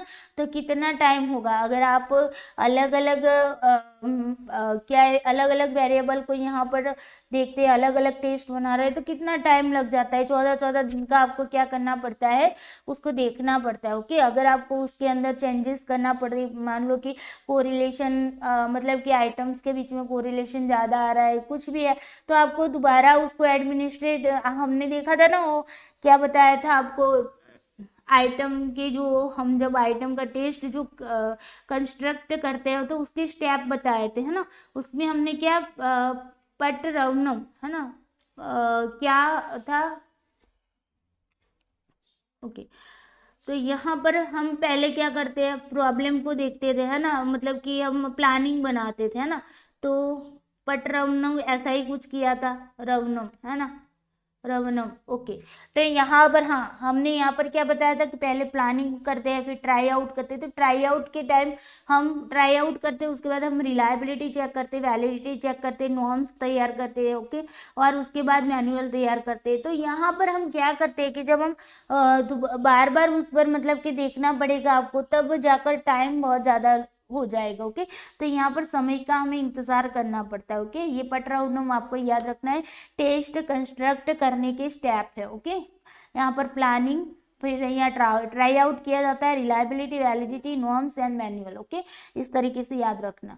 अब देखो यहाँ पर क्या होता है, सही आकलन, एस्टिमेट नहीं हो पाता है क्लियरली, एस्टिमेट यहाँ पर हम सही एस्टिमेट नहीं लगा पाते, बिकॉज यहाँ पर टाइम गैपिंग होता है, ओके, मतलब कि टाइम का गैप होता है, उसकी वजह से हम सही आकलन नहीं कर पाते, ओके। परिपक्वता का प्रभाव, मैचुरेशन इफेक्ट यहाँ पर देखी जाती है। मैचुरेशन इफेक्ट कैसे, जब जैसे कि छोटे बच्चे होते हैं ना, तो छोटे बच्चे क्या होता है कि तुरंत ही चीज़ों को कैचअप कर लेते हैं और उनकी जो मतलब कि याददाश्त होती है वो ज़्यादा होती है ना, और चीज़ों को मतलब कि बहुत ही जल्दी से वो लोग कवर भी कर लेते हैं, ओके। तो मान लो कि आज हमने उस पर टेस्ट लगाया, तो हम क्या करते हैं, 14 दिन कि या फिर 14 दिन के बाद उन पर टेस्ट लगाते हैं, तो बच्चे ये 14 दिन के दौरान बच्चे उन टेस्ट के बारे में, उन क्वेश्चन के बारे में बहुत कुछ सोच लिए होते हैं और बहुत सारी चीज़ें उनको दिमाग में भी आ गई होती है, तो उसकी वजह से यहाँ पर स्कोरिंग में इफेक्ट आता है, ओके। इसीलिए बच्चों के लिए जब हम ये टेस्ट लगाते हैं तो हम क्या करते हैं, 14 दिन से कम टाइम को लेते हैं, ओके, 14 दिन से कम टाइम लेते हैं, ओके। किसके लिए, चाइल्ड के लिए, बिकॉज इनका डेवलपमेंट जो होता है वो ज़्यादा होता है, उसी वजह से हम क्या करते हैं, 14 दिन से कम टाइम को लेते हैं, ताकि वो चीज़ों को इतना डेवलप ना कर ले, ताकि हमारी यहाँ पर जो स्कोर है, स्कोर पर इफेक्ट ना हो, ओके।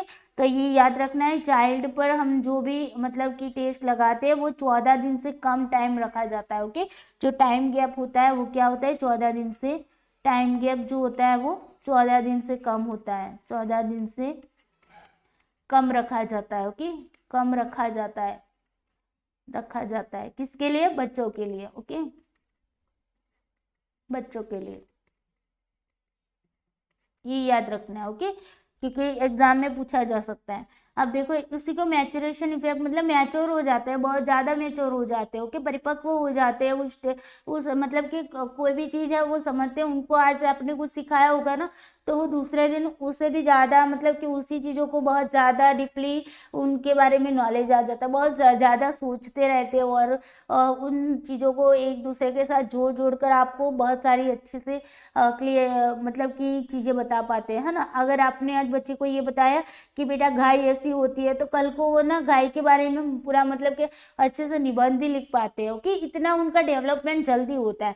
इसी वजह से यहाँ पर एरर वेरिएंस जो है वो बढ़ जाता है। अगर हम 14 दिन या 14 दिन के बाद उन पर टेस्ट लगाते हैं तो एरर वेरिएंस बढ़ जाता है। ओके, मैचुरेशन इफेक्ट आ जाता है यहाँ पर डिफरेंट टाइम इंटरवल की वजह से। ओके, देखो टाइम डिफरेंट है। ओके, तो उसका जो गैप है, इंटरवल मतलब कि अंतराल। ओके, तो यहाँ पर जो अलग अलग टाइम का जो अंतराल है, ओके, डिफरेंट स्टेबिलिटी कोफिशिएंट, आपको जो स्टेबिलिटी कोफिशिएंट मिल रहा है वो भी मतलब कि डिफरेंस मिलेगा। ओके, अलग अलग टाइम के बेस पर आपको जो स्टेबिलिटी कोफिशिएंट है वो भी अलग अलग मिल सकता है।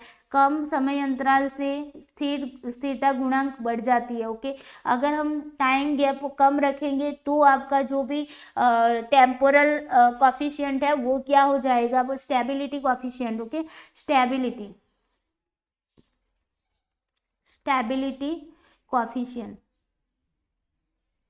ओके, स्टेबिलिटी कोफिशिएंट है वो बढ़ जाएगी, मतलब कि इसलिए यहाँ पर 14 दिन का पीरियड टाइम रखा हुआ है। अगर हम 14 दिन से बाद बहुत लंबे टाइम के बाद भी अगर हम मान लो कि टेस्ट लेते हैं तो भी यहाँ पर क्या हो जाएगी? आपकी जो स्टेबिलिटी कोफिशिएंट है वो भी डिफरेंस हो जाएगी। ओके, अगर आप 14 दिन से कम टाइम लेते हो बड़े लोगों के लिए, तो अभी यहाँ पर क्या हो जाएगी? स्टेबिलिटी कोफिशिएंट है वो क्या हो जाएगी? कम हो जाएगी। ओके, तो मतलब यहाँ पर कुछ ना कुछ मतलब कि यहाँ पर इफेक्ट करेगी, ज़्यादा भी हो सकती है, कम भी हो सकती है, कुछ भी हो सकता है, लेकिन एरर आ जाती है वो। ओके, प्रॉपरली हमें पता नहीं चल पाता है।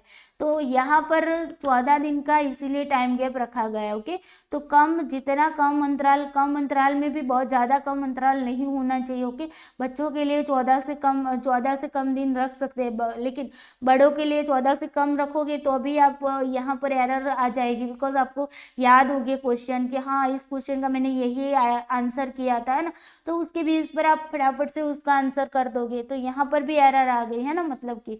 तो यहाँ पर ज़्यादा टाइम भी नहीं होना चाहिए, कम टाइम भी नहीं होना चाहिए। ओके, तो इसी वजह से इनको 14 दिन का पीरियड टाइम यहाँ पर दिया गया है। ओके, ये उसकी लिमिटेशन है। चलो उसके बाद बात करते हैं पैरेलल अल्टरनेटिव फॉर्म की बात करते हैं। अब देखो समानांतर फॉर्म, जिसको क्या बोलते हैं? समानांतर बोलते हैं, तुल्य फॉर्म बोलते हैं। ओके, तुल्य फॉर्म भी बोला जाता है, इसको तुल्य फॉर्म भी बोला जाता है। ओके, अब देखो इस विधि में क्या होता है? परीक्षण की विश्वसनीयता, टेस्ट रिलायबिलिटी के ज्ञात करने के लिए उस परीक्षण का निर्माण दो तुल्य फॉर्म, इक्वल मतलब कि सेम होती है, उसी चीज़ों को इक्वल बोलते हैं, है ना।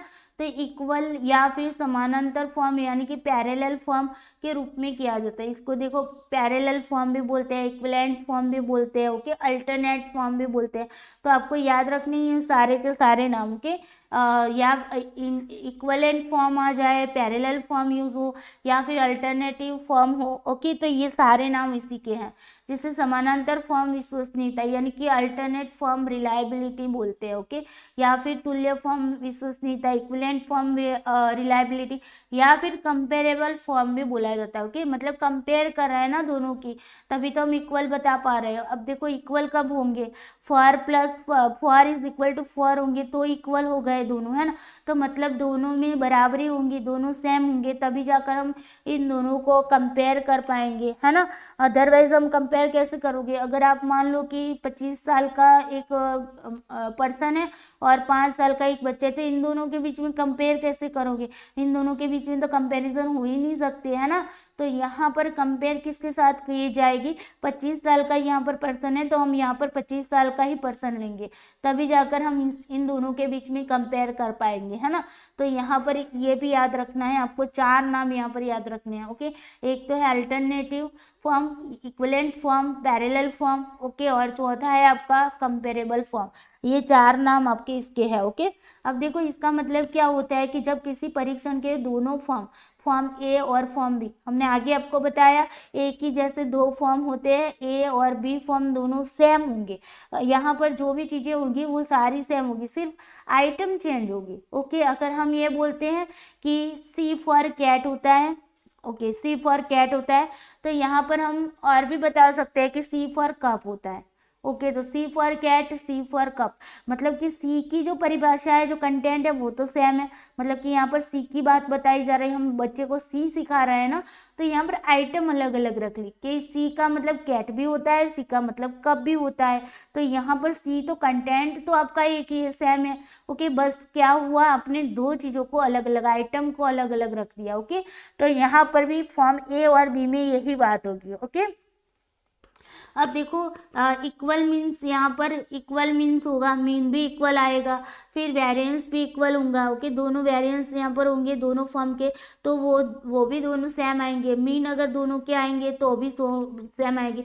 मान लो कि ए के जितना, मान लो कि यहाँ पर मीन आ गया आपका 50, तो यहाँ पर भी 50 मीन आएगा। ओके, दोनों के मीन सेम आएंगे, दोनों के वेरिएंस सेम आएंगे। ओके, और फिर यहाँ पर क्या है कि तुल्य अंतर एकांश सहसंबंध, इंटर आइटम कोरिलेशन भी मतलब कि सेम होगा। ओके, इसके अंदर आइटम जो होती है, ओके, उसका जो इंटर आइटम कोरिलेशन है, ओके, वो भी सेम होगा। सिर्फ आइटम सिर्फ चेंज होगी, मतलब कि यहाँ पर हमने बताया ना क्वेश्चन चेंज होगी और कुछ भी नहीं। ओके, तो इन दोनों फॉर्मों को तुल्य यानी कि इक्विवेलेंट या समानांतर माना जाता है।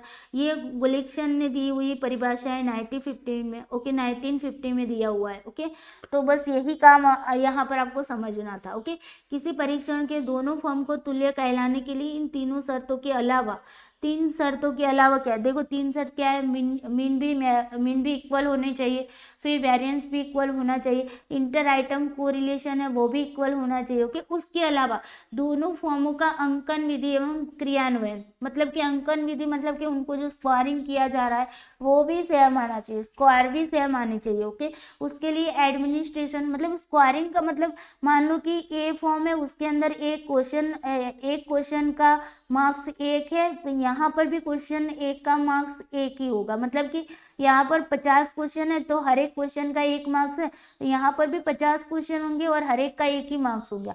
अगर यहाँ पर 50 क्वेश्चन है और हर एक का 2 मार्क्स है, तो यहाँ पर फॉर्म बी में भी यही होगा कि 50 क्वेश्चन है तो हर एक क्वेश्चन का 2 मार्क्स होगा। ये अंकन विधि हुई। ओके, तो मतलब कि उसके मार्क्स जो है स्कोर है वो भी सेम होंगे।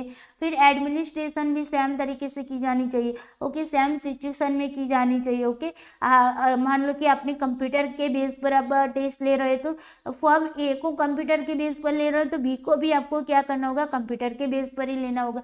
सारी चीज़ें यहाँ पर सेम होगी। ओके, तो ढंग भी समान होना चाहिए। ओके, जिस जो बताई सारी सिचुएशन सेम होनी चाहिए। ओके, अगर दोनों फॉर्म सही अर्थ में तुल्य इक्विवेलेंट होते हैं तो दोनों में से किसी भी फॉर्म का क्रियान्वयन करने का परिणाम एक हो जाएगा। ओके, मतलब कि ये फ्रेडमैन ने जो परिभाषा दी है उसके अकॉर्डिंग हमने यही बात समझी कि सारी चीज़ें उसके अंदर क्या होनी चाहिए, फॉर्म ए और फॉर्म बी के अंदर सेम टू सेम होनी चाहिए। ओके, और यहाँ पर हम मतलब कि इसका ये रिजल्ट निकालते हैं तो वही रिजल्ट यहाँ पर भी हमें मिलेगा। ओके, समान रिजल्ट मिलेगा। ओके, उसी को हम बोलते हैं इक्विवेलेंट फॉर्म। ओके, इक्वल होते हैं, दोनों सेम होते हैं।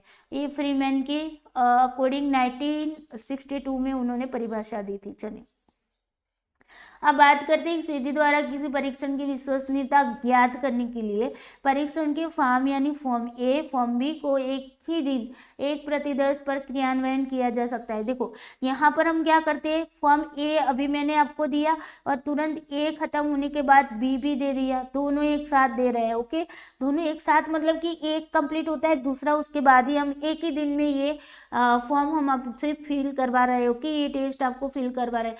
अब देखो ये भी होता है, दूसरा ये भी होता है कि अगर हमने इस तरीके से नहीं किया तो दूसरा किस तरीके से किया जाता है कि आज ए फॉर्म दिया और कल 14 दिन या 14 दिन के बाद हमने बी फॉर्म दिया। इस तरीके से भी टाइम गैप रख के भी हम क्या कर सकते हैं, इसका मतलब कि स्क्वायर को रिलेशन देख सकते हैं, रिलायबिलिटी देख सकते हो। ओके, दोनों फॉर्म पर आए प्राप्तांक स्क्वायर के बीच पियर्सन आर ज्ञात करके विश्वसनीयता गुणांक यानी कि रिलायबिलिटी कोएफिशिएंट ज्ञात किया जाता है। इसे समानांतर फॉर्म विश्वसनीयता तात्कालिक और जिसे हम क्या बोलते हैं parallel form reliability immediate. Immediate का मतलब क्या होता है, तत्कालिक, मतलब कि तुरंत। यहाँ पर अगर हम तुरंत दे रहे हैं, आज ही हम एडमिनिस्ट्रेशन कर रहे हैं, एक ही दिन पर एडमिनिस्ट्रेशन कर रहे हैं, 2 बार, एक फॉर्म ए का कर रहे हैं, एक दूसरा आपका बी का एडमिनिस्ट्रेशन कर रहे हैं, लेकिन क्या है एक ही दिन याद रखना है, एक ही दिन पर अगर हम कर रहे हैं तो उसको बोलते हैं parallel form reliability immediate. Okay, या तो फिर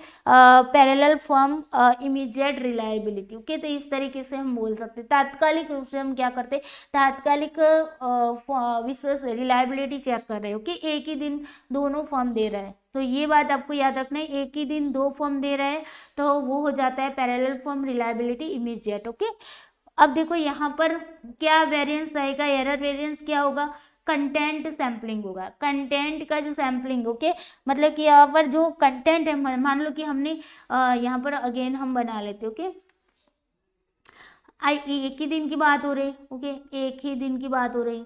अब देखो मैंने ये फॉर्म आपको दिया, ए फॉर्म, उसके तुरंत बाद हमने 2 बी फॉर्म दे दिया। अब यहाँ पर क्या होगा, कंटेंट सैम्पलिंग कैसे होगा, यहाँ पर एरर वेरिएंस कैसे खड़ा होगा यहाँ पर। तो आपने फॉर्म ए को देख लिया, ए को फिल कर दिया, तो आपको दिमाग में बैठ गया, हाँ फॉर्म ए के अंदर ये आइटम थी, इस तरीके की आइटम थी, इसके ये आंसर आ रहे थे।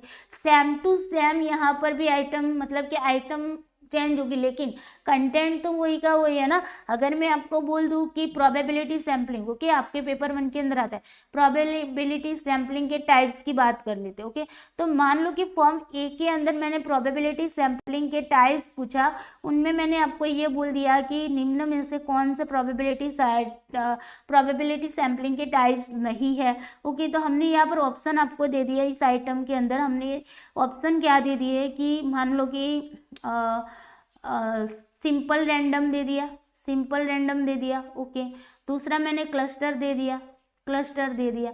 तीसरा मैंने सिस्टमैटिक दे दिया, ओके, सिस्टमैटिक, ओके, सिस्टमैटिक दे दिया। अब चौथा मैंने एक नॉन प्रोबेबिलिटी का ऑप्शन दे दिया। ओके, चौथा मैंने मान लो क्वोटा सैम्पलिंग दे दिया। ओके, क्वोटा सैम्पलिंग दे दिया।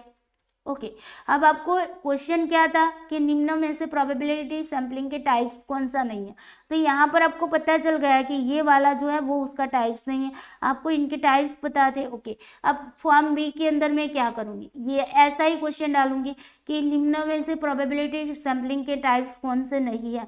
अब यहाँ पर जो ऑप्शन होंगे ना उसको मैं थोड़ा सा चेंज कर दूंगी। यहाँ पर मैंने सिंपल रैंडम लिया था तो उसको निकाल कर मैंने मान लो कि एरिया क्लस्टर यहाँ पर रख लिया। चलो उसके बाद में यहाँ पर ले लेती हूँ सिस्टमैटिक, ले लेती हूँ सिस्टमैटिक। ओके, उसके बाद में यहाँ पर सिस्टमैटिक फिर क्या आता है, हाँ स्ट्रेटिफाइड ले लेती हूँ। और उसके बाद यहाँ पर मैंने कोटा रखा था ना नॉन प्रोबेबिलिटी का, उसकी जगह पर मान लो कि डिमेंशनल ले लेती हूँ। ओके, तो इस तरीके से मैंने अलग अलग, यहाँ पर देखो क्वेश्चन आइटम सेम थी है ना, मतलब आइटम भी थोड़ी सी मॉडिफाई की हुई है, कंटेंट तो वो वैसा कि वैसा ही कंटेंट है। प्रोबेबिलिटी सैम्पलिंग का मुझे मेजर करना है तो यहाँ पर कंटेंट तो वही है। ओके, लेकिन क्वेश्चन को घुमा फिरा दिया है ना। तो यहाँ पर आपको पता था कि फॉर्म ए के अंदर हाँ ऐसा क्वेश्चन आया था, इसका आंसर ये आ रहा था, ये तीनों तो प्रोबेबिलिटी थे। तो आपने यहाँ पर भी पता लगा दिया कि हाँ ये वाला तो आपका क्या था भाई, प्रोबेबिलिटी सैम्पलिंग था, ये वाला प्रोबेबिलिटी सैम्पलिंग था। अब इनके दोनों में से कौन सा हो सकता है, तो आपको ये भी पता होगा कि हाँ ये स्ट्रेटिफाइड तो है, प्रोबेबिलिटी का है, तो उसके बेस पर आप यहाँ पर फटाफट से आंसर कर दोगे। ओके, तो यहाँ पर कंटेंट आपको पता होता है, उसकी वजह से यहाँ पर एरर आ जाती है। ओके, आपको पता चल गया है कि पेपर फॉर्म ए के अंदर किस टाइप के क्वेश्चन पूछे गए हैं, तो बी में भी वैसे ही होंगे सेम, थोड़ा सा ही मतलब क्वेश्चन को मॉडिफाई करके वहाँ पर रखा होगा, थोड़ा सा चेंज करके रखा होगा, लेकिन होगा तो वैसा का वैसा ही। ओके, तो इसी वजह से यहाँ पर कंटेंट सैम्पलिंग आता है, कंटेंट के बेस पर यहाँ पर क्या आता है, एरर आ जाता है। ओके, अब देखो आगे देखते हैं, जब फॉर्म का क्रियान्वयन उसी प्रतिदर्श पर जिस पर फॉर्म ए का किया गया था उस पर तुरंत न करके कुछ दिन बाद, जैसे कि 14 दिन के बाद किया जाता है, और फिर प्राप्तांक के इन दोनों सेटों के बीच संबंध ज्ञात किया जाता है, तो इसे समानांतर फॉर्म विश्वसनीयता विलंबित पैरेलल फॉर्म रिलायबिलिटी डिले कहा जाता है। देखो हमने क्या बताया, पैरेलल फॉर्म रिलायबिलिटी के दो भाग है, एक तो है इमीडिएट, या तो मतलब कि एक ही दिन पर दोनों फॉर्म को फिल करवा लो। दूसरा आपके पास क्या स्कोप है कि आज हमने फॉर्म ए करवाया, टुडे करवाया, फिर 14 दिन के अंतराल पर हमने फॉर्म बी करवाया।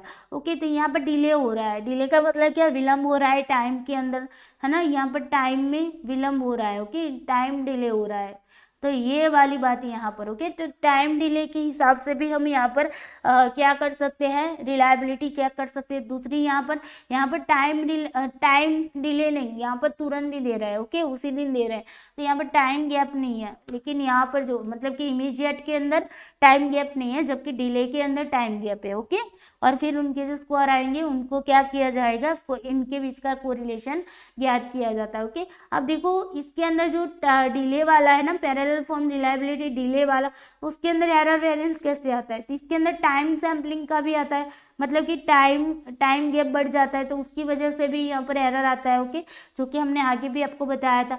कंटेंट सैम्पलिंग, ओके, आपको यहाँ पर चीज़ें पता है, एक ही अंदर आपने चीज़ों को देख लिया, फिर उसके बारे में प्रैक्टिस कर ली। आपने जैसे कि मान लो ना यूजीसी नेट की एग्जाम देते हो ना, तो आप क्या करते हैं, PYQs, मान लो कि आपने इस बार एग्जाम दे दी और फिर आपने क्वेश्चनों को देख लिया, और उसके बाद दोबारा से मान लो कि आपका इस बार नेट JRF नहीं हुआ, तो दूसरी बार आप क्या करते हो, PYQs लगाते प्रैक्टिस करते हो, है ना।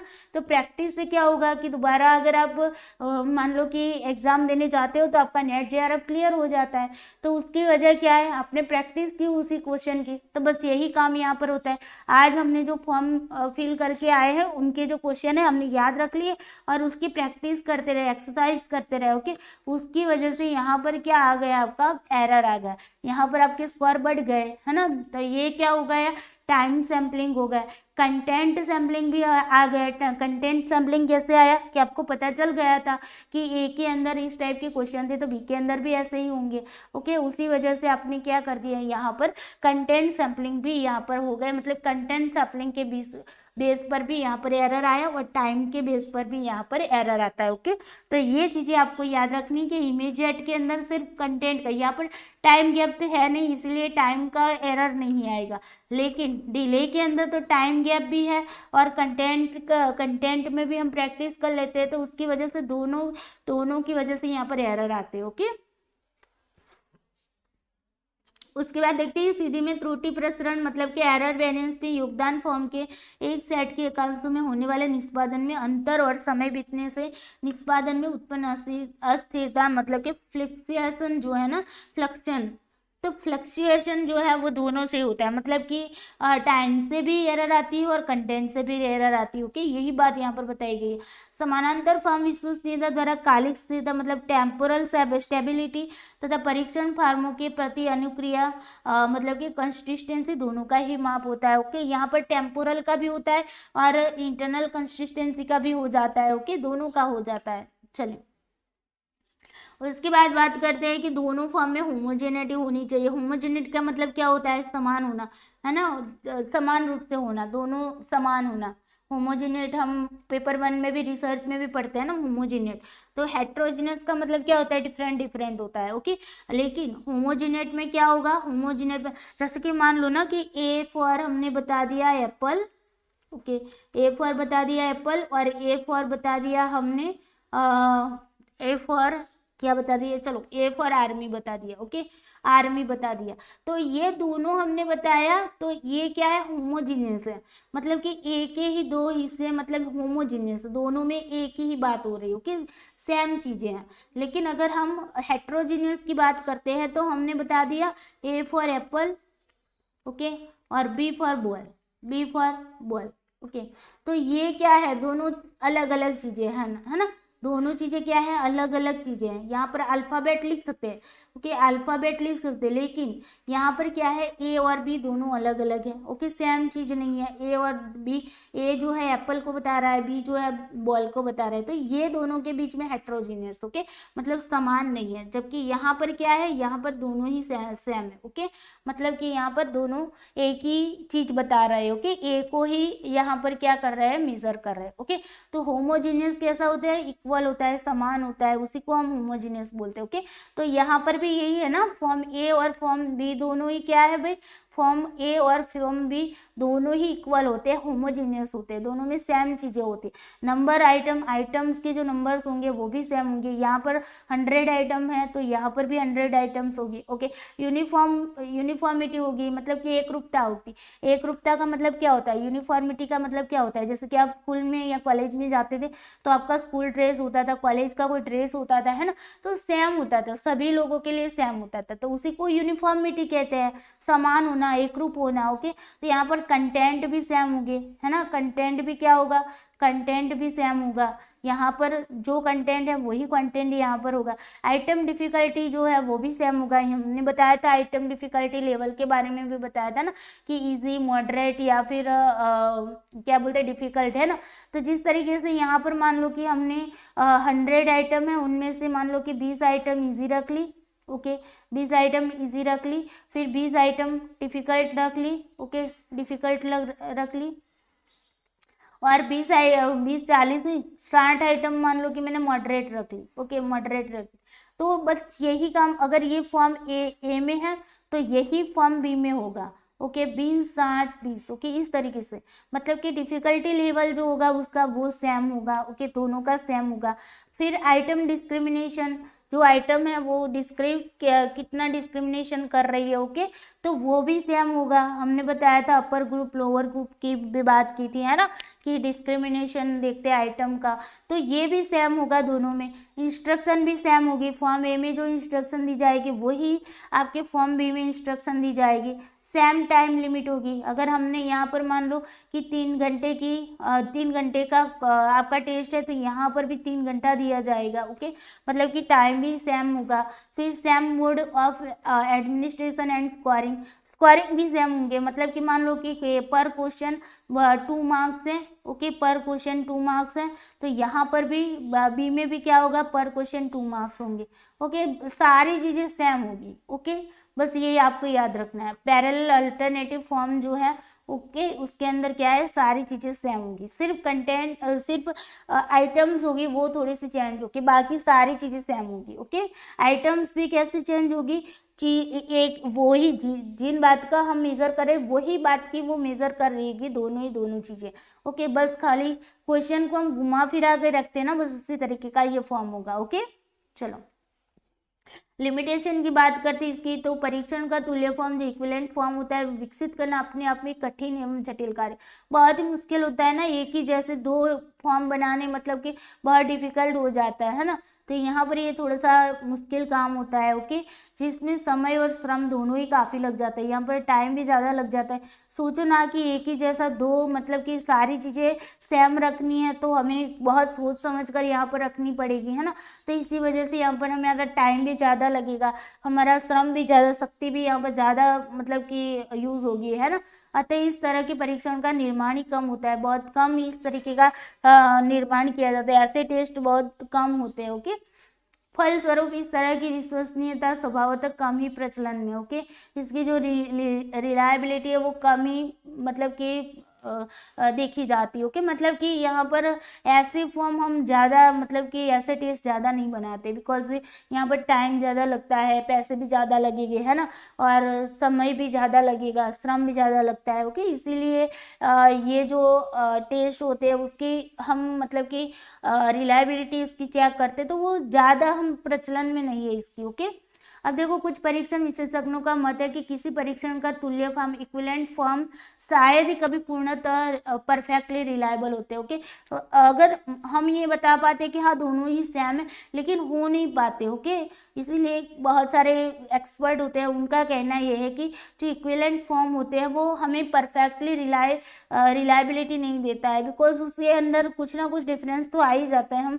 चाहे कितनी भी कोशिश करें, इसीलिए परफेक्टली रिलायबल नहीं होते हैं। ओके, क्योंकि सचमुच में परीक्षण के दो फॉर्म सही अर्थों में सांख्यिकीय रूप से स्टेटिस्टिकली अगर हम देखा जाए तो कभी भी बैलेंस नहीं होते, मतलब कि इक्वल नहीं हो पाते, कुछ ना कुछ चीज़ें ऐसे हो जाती है जिसकी वजह से हम ये कह पाते कि ये दोनों सेम नहीं। आप देख लो ना, यूजीसी नेट के पेपर में भी ये होता है ना कि मान लो कि कोई एक पेपर है, मान लो कि कॉमर्स का पेपर था। ओके, कॉमर्स के पेपर में 3 शिफ्ट हुई, कितनी 3 शिफ्ट हुई।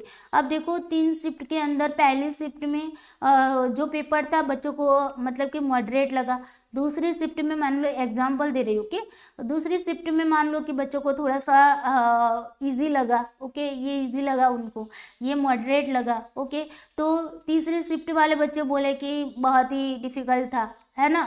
अब देखो फॉर्म तो तीनों, टेस्ट तो तीनों एक सेम जैसे, पेपर 1 तो सबका सेम होता है ना, उसके अंदर आइटम्स, उसके अंदर कंटेंट सारा सेम होता है, फिर भी क्यों ऐसा हुआ कि कुछ बच्चों को मॉडरेट लगा, कुछ बच्चों को इजी लगा, कुछ बच्चों को डिफिकल्ट लगा, क्यों लगा?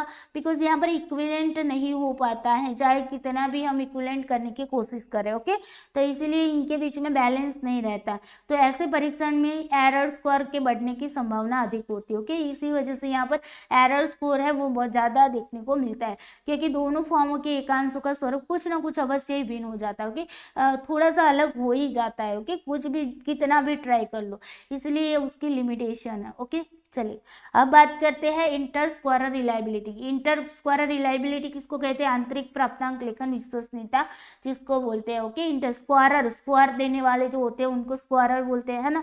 तो उनके अंदर के, इंटर मतलब के अंदर के, ओके, तो जो स्क्वायर होते हैं उनके अंदर से जो उनके स्क्वायरिंग के बेस पर हमारी रिलायबिलिटी चेक की जाती है। ओके, तो यहाँ पर देखो कुछ मनोवैज्ञानिक परीक्षण जैसे कि सर्जनात्मकता परीक्षण है। ओके, क्रिएटिविटी टेस्ट होता है कि चलो क्रिएटिव कुछ चीज़ें क्रिएटिव करनी है आपको, अगर बताया जाए कि चलो आप ना कोई पिक्चर बना लो। ओके, तो पिक्चर बना रहे हैं और यहाँ पर एक्सपर्ट रख रहे हैं, मान लो 3 एक्सपर्ट रख लिए, एक्सपर्ट मान लो ए, एक्सपर्ट बी और एक्सपर्ट सी। ओके, ऐसे 3 एक्सपर्ट को हमने यहाँ पर जजेस के रूप में रख लिया।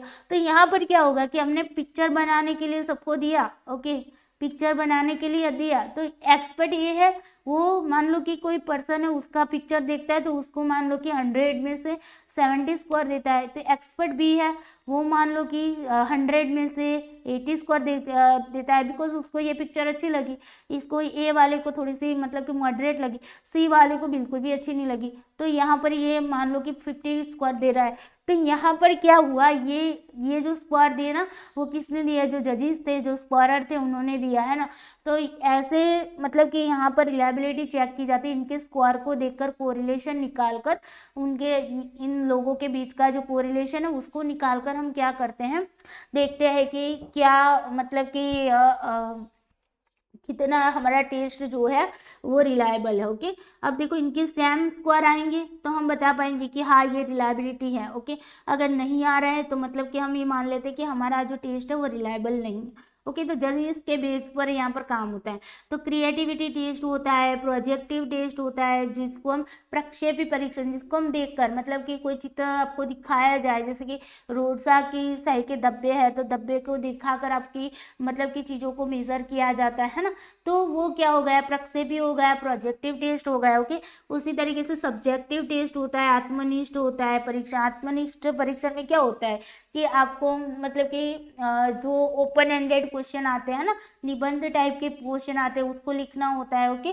तो ऐसे जो होते हैं टेस्ट वो सब्जेक्टिव टेस्ट होते हैं, तो उसका स्वरूप ऐसा होता है जिसमें एकांशों के प्रति दिए गए उत्तरों का प्राप्तांक लेखन बहुत कुछ प्राप्तांक लेकर के अपने निर्णय अपने जजमेंट पर छोड़ दिया जाता है। मतलब कि यहाँ पर जो जजेस होते हैं उन पर ही इसके मतलब के निर्णय जो होता है, जजमेंट होता है, वो जजेस पर छोड़ दिया जाता है। ओके, तो क्रिएटिविटी टेस्ट होता है या फिर प्रोजेक्टिव होता है टेस्ट या फिर सब्जेक्टिव होता है। सब्जेक्टिव में आप लोग एग्जाम्पल के रूप में देख सकते हैं ना कि आपने मास्टर की एग्जाम दी होगी तो आपके पेपर में ऐसे क्वेश्चन आते हैं कि चलो 10 मार्क्स का एक क्वेश्चन है, आपको उसको 500 वर्ड में लिखना है, तो 500 वर्ड में आप अपने हिसाब से लिखेंगे, आपका दोस्त उसके हिसाब से लिखेगा, कि दोनों की मतलब कि आप दोनों ने जो कुछ लिखा वो डिफरेंस लिखा होगा। ओके, अब इनको चेक करने वाले जो जजेस होंगे वो भी अलग अलग स्कोरिंग करेंगे।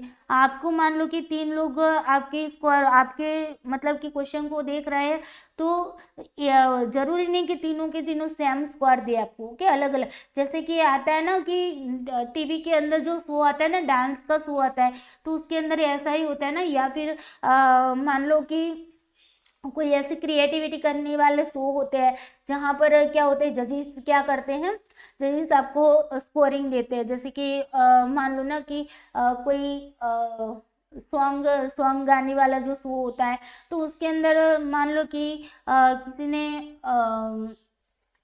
अच्छा गा लिया, तो उसको उसको किसी को अच्छा लगा, तो उसने ये मान लो कि कोई एक पर्सन है, वो उसने एक अच्छा सॉन्ग गाया, यहाँ पर जजेस बैठे थे ABCD, और ए ने इसको स्कोर दे दिए 50, बी ने इसको स्कोर दे दिए 40, ओके, सी ने इसको स्कोर दे दिया 20, डी ने उसको स्कोर दे दिया 35। तो ये सारे उन लोगों के जो स्कोर है क्या होया, ये डिफरेंस आए है ना, तो यहाँ पर जजेस पर यहाँ पर जजमेंट छोड़ दिया जाता है। ओके, इसको अब देखो स्कोरर रिलायबिलिटी भी बोलते हैं, मतलब कि स्कोरर जो होते हैं, जो स्कोर देते हैं उसके बेस पर हम रिलायबिलिटी चेक करते हैं। जज रिलायबिलिटी वो बोलते हैं, जजमेंट देते हैं ना, जजेस होते हैं वो जजमेंट देते हैं, उसी के बेस पर हम देखते हैं, इसीलिए इसको जज रिलायबिलिटी भी बोलते हैं। ऑब्जर्वर रिलायबिलिटी, ऑब्जर्व करते हैं, उसी के बेस पर मतलब स्कोर करते हैं। इंटररेटर, ओके, अंदर खुद से रेटिंग दे रहा है ना, तो उसी के बेस पर यहाँ पर रिलायबिलिटी चेक की जाती है। इंटर स्क्वायर रिलायबिलिटी वो भी यही बात बताती है। ओके, तो ये सारे नाम है आपके इंटर स्क्वायर रिलायबिलिटी के। ओके, तो ये आपको याद रखने हैं। ओके, जो भी यहाँ पर जितने भी नाम है उनको याद रख लेना। ओके, मतलब सेम चीज है। अब देखो ऐसे परीक्षणों के लिए प्राप्तांक लेखन विश्वसनीयता की जरूरत पड़ती है। ओके, यहाँ पर हमें क्या जरूरत पड़ती है कि जो आपके प्राप्तांक लेखन मतलब कि जो स्क्वायर है, ओके, स्क्वायर है, ओके, तो स्क्वायर रिलायबिलिटी की यहाँ पर ज़रूरत पड़ती है, किसकी, स्क्वायर रिलायबिलिटी की। तो 2 परीक्षकों एग्जामिनर्स है, मान लो 2 एग्जामिनर्स है, तो उसके द्वारा स्वतंत्र रूप से परीक्षण प्रोटोकॉल टेस्ट प्रोटोकॉल्स का प्राप्तांक लेखन किया जाता है। ओके, मतलब कि यहाँ पर 2 मान लो कि हमने 2 एग्जामिनर ले लिए, ओके, जो मतलब कि टेस्ट को चेक करे, तो वो स्वतंत्र रूप से इसका स्कोरिंग करेंगे। ओके, और फिर इन दोनों के बीच सहसंबंध ज्ञात किया, मतलब कि ए ने कितने स्कोर दिए, मान लो कि ए ने 50 दिया, बी ने 40 दिया, इन दोनों के बीच क्या किया जाएगा, कोरिलेशन देखा जाएगा। ओके, इनके बीच में कोरिलेशन देखा जाए, कितना कोरिलेशन आ रहा है। ओके, तो इससे प्राप्त होने वाला जो कॉफिशिएंट या गुणांक है, इनसे जो कोरिलेशन प्राप्त हुआ हमें, उसी को हम कॉफिशिएंट बोलेंगे। ओके, तो कॉफिशिएंट को प्राप्त लेखक विश्वसनीयता गुणांक यानी ये स्क्वायर रिलायबिलिटी कॉफिशिएंट कहा जाएगा। स्क्वायर ने ये स्क्वायर दिया है, उसके बेस पर हम रिलायबिलिटी चेक करते हैं ना, उसी के बेस पर हम कोरिलेशन निकाल कर कॉफिशिएंट देख रहे हैं, तो मतलब कि स्क्वायर रिलायबिलिटी कॉफिशिएंट कहा जाता है। ओके, तो इस प्रकार को प्राप्तांक लेखक विश्वसनीयता स्क्वायर रिलायबिलिटी भी कहा जाता है। ओके, यही बात है आगे वाली। चलो, तो आई होप यहाँ पर इंटर स्क्वायर रिलायबिलिटी पता चल गई। जजेस होते हैं, उनके जजमेंट पर ये डिसाइड करता है। ओके, हमने मान लो कि कोई टेस्ट है, टेस्ट के कंटेक्स्ट में हम बात कर ले, तो हमने एक एंजाइटी का टेस्ट बना लिया। ओके, एंजाइटी का टेस्ट बना लिया। एंजाइटी के जो एक्सपर्ट होंगे, ओके, एक्सपर्ट होंगे। एंजाइटी के जो एक्सपर्ट होंगे, मान लो कि 3 एक्सपर्ट, हाँ चलो 3 एक्सपर्ट है, ओके, ए बी सी, ये तीनों एक्सपर्ट को हमने क्या कर दिया है, एंजाइटी का टेस्ट दे दिया उनको। अब ये वाला जो है वो टेस्ट को देखेगा और उसके बेस पर यहाँ पर स्कोर करेगा, ओके, बताएगा कि हाँ इसके स्कोर इतनी आनी चाहिए। बी को दिया तो बी ने भी यहाँ पर स्कोर कर दिया, ओके, बी एक्सपर्ट ने भी अपने हिसाब से टेस्ट को देखा और फिर उसके बेस पर यहाँ पर स्कोर कर दिया। सी एक्सपर्ट है, उन्होंने भी इस टेस्ट को देखा और अपने हिसाब से स्कोर कर दिया, ओके। अब इनके जो भी स्कोर आए ना, इन स्कोरों के बीच में क्या चेक किया जाएगा, कोरिलेशन चेक किया जाएगा, ओके। और कोरिलेशन चेक करने के बाद हम क्या करेंगे, बता पाएंगे, इसका जो कोरिलेशन निकलेगा उसी को हम क्या बोलेंगे, स्क्वायर रिलायबिलिटी कोफिशिएंट बोलेंगे, ओके। और उसी को हम स्क्वायर रिलायबिलिटी भी कहते हैं, ओके। बस इतना सा इसके अंदर है। अब देखो एरर वेरिएंस कहाँ से आता है, यहाँ पर इंटर स्क्वायर डिफरेंसेस, ओके, मतलब कि जो भी स्क्वायर हैं वो अपने आप से जो स्क्वायर दे रहे हैं उसके बेस पर यहाँ पर एरर आएगा, ओके। बिकॉज यहाँ पर इनकी सब्जेक्टिविटी भी काम करेगी, है ना, कि चलो ए ने अपने हिसाब से यहाँ पर स्क्वायर दिए, बी ने अपने हिसाब से स्क्वायर दिए, सी ने अपने हिसाब से स्क्वायर दिए, तो इनके बीच में मतलब कि अलग अलग डिफरेंस उनकी सोच होगी, उनकी मतलब कि वो किस कंटेक्स्ट में टेस्ट को ले रहे हैं, किस तरीके से आइटम को देख रहे हो, कि उसके बेस पर वो स्क्वायरिंग कर रहे हैं। तो यहाँ पर इंटर स्क्वायर डिफरेंस है, स्कोरर की खुद की मतलब कि यहाँ पर सब्जेक्टिविटी के बेस पर यहाँ पर एरर आ सकती है, ओके। तो इसी वजह से इसको इंटर स्क्वायर डिफरेंस की वजह से एरर आती है, ओके। तो ये थी आपकी inter square reliability. I hope आपको तीनों की तीनों चीज समझ में आ गई होगी। पहली हमने कौन सी की थी, तो पहली हमने टेस्ट रीटेस्ट की थी। अगेन हम थोड़ा सा रिवाइज भी करवा लेते हैं आपको, ओके। टेस्ट रीटेस्ट किया था। टेस्ट रीटेस्ट के अंदर हमने क्या किया, टेस्ट रीटेस्ट के अंदर हमने किया कि एक ही टेस्ट को हम क्या करते हैं, 2 बार क्रियान्वयन करते हैं। वो टुडे किया, ओके, और फोर्टनाइट यानी कि 14 दिन पर हम कर रहे हैं, ओके। तो यहाँ पर जो एरर आती है वो एरर किस टाइप की आती है, यहाँ पर एरर आएगी टाइम सैम्पलिंग के बेस पर आएगी, ओके। और यहाँ पर दोनों का जो स्क्वायर मिलेगा उसका कोरिलेशन देखा जाएगा और उसी के बेस पर हम क्या कहते हैं कि रिलायबिलिटी कोफिशिएंट देखते हैं, ओके। अब देखो उसके बाद हमने क्या देखा, पैरेलल, ओके, या तो फिर अल्टरनेटिव, ओके। अल्टरनेटिव फॉर्म की बात की। अल्टरनेटिव के अंदर हमने 2 चीज़ें देखी। एक तो हमने देखा कि एक आपका क्या था, इमीडिएट था, ओके, इमीडिएट था, ओके। दूसरा क्या था, डिले था, ओके, डिले था। अब देखो इमीडिएट के अंदर क्या किया, एक ही फॉर्म को 2 फॉर्म अलग अलग डिफरेंट फॉर्म होंगे, मतलब कि फॉर्म सेम होंगे, ओके, लेकिन यहाँ पर 2 फॉर्म बनाए जाएंगे, ओके।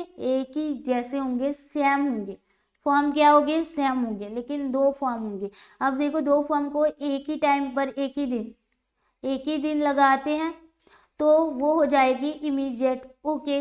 तो यहाँ पर हमारी जो एरर आएगी वो किस बेस पर आएगी, टाइम के बेस पर तो आएगी नहीं एरर, बिकॉज यहाँ पर टाइम तो हमने मतलब कि टाइम का अंतर तो है नहीं, है ना, तुरंत ही दे रहा है, ये फॉर्म कंप्लीट करने के बाद तुरंत ही ये फॉर्म दे रहा है।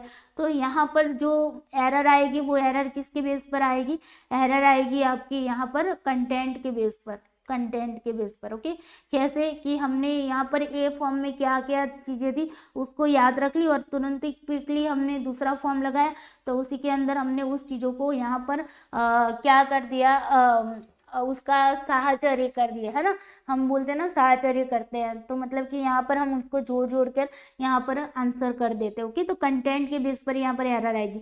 डिले में क्या होगा, आज फॉर्म लगाया टुडे, ओके, फिर 14 दिन पर हम अगेन उसी फॉर्म को दूसरे फॉर्म को लगाएंगे, ए फॉर्म ये बी फॉर्म, है ना। तो यहाँ पर जो एरर आएगी वो किसके बेस पर आएगी, टाइम के बेस पर भी आएगी, क्योंकि डिले हो रहा है ना, टाइम गैप हो रहा है, तो यहाँ पर टाइम के बेस पर भी आएगी और कंटेंट के बेस पर भी आएगी, ओके, कंटेंट के बेस पर भी आ रही है, ओके। बिकॉज आपने यहाँ पर प्रैक्टिस कर ली, ए फॉर्म की प्रैक्टिस कर ली, तो बी में आपका फायदा हो गया, है ना। तो ये वाली बात थी आपकी पैरेलल अल्टरनेटिव के अंदर, ओके। अब उसके बाद हमने इंटर स्क्वायरर की देखा। तो इंटर स्क्वायरर में हमने क्या बताया आपको, इंटर स्क्वायरर के अंदर जजेस पर यहाँ पर जजेस डिसाइड करते हैं, ओके। तो हमने एक ही फॉर्म, एक टेस्ट बनाया और उसी टेस्ट को हमने अलग अलग जजेस को दे दिया, ओके, और अलग अलग एक्सपर्ट को दे दिया, मान लो, ओके, एक्सपर्ट को, अलग अलग एक्सपर्ट को यहाँ पर दे दिया, तो उसके बेस पर जो भी स्कोरिंग आए उसकी स्कोरिंग के बेस पर हमने क्या किया, इसका कोरिलेशन निकाल लिया, ओके। अब देखो यहाँ पर एरर किसके बेस पर आती है, तो जो भी जजेस होते हैं, जो भी एक्सपर्ट होते हैं, उनकी इंटर स्क्वायर की वजह से, ओके, इंटर स्क्वायर, उन्होंने जो स्क्वायर दिया उसके बेस पर यहाँ पर क्या आती है, एरर आती है, ओके, क्योंकि इंटर स्क्वायर जो डिफरेंस स्क्वायर होंगे, डिफरेंस आएंगे तो एरर आ जाएगी, है ना। तो इसीलिए इस तीनों को आपको याद रखना है। अब चौथा जो है आपका इंटरनल कंसिस्टेंसी रिलायबिलिटी, या तो फिर उसको क्या बोलते हैं, स्प्लिट हाफ रिलायबिलिटी, उसको हम कल करेंगे बिकॉज वो थोड़ा सा लंबा टॉपिक है इसीलिए, ओके। और फिर लास्ट में हम इन चारों का मतलब कि क्या है डिफरेंस भी देख लेंगे, चारों का एक चार्ट बनाकर, टेबल बनाकर आपको उसका डिफरेंस भी याद करवा देंगे ताकि आपको एग्जाम के अंदर सारी चीज़ें याद रह जाए, ओके। आई होप आज का वीडियो आपको अच्छा लगा होगा। वीडियो अच्छा लगा है तो लाइक करते जाना है, अपने दोस्तों के साथ शेयर करना नहीं भूलना है, चैनल को सब्सक्राइब करना भी नहीं भूलना है, एंड कमेंट करके ज़रूर बताना कि आपको आज की क्लास कैसी लगी, ओके, बिकॉज आपकी कमेंट से मुझे आगे ये इसके साइकोलॉजी के वीडियो बनाने के लिए एक मोटिवेशन मिलता रहेगा, ओके। चले दोस्तों, bye bye, take care you, जय श्री कृष्णा।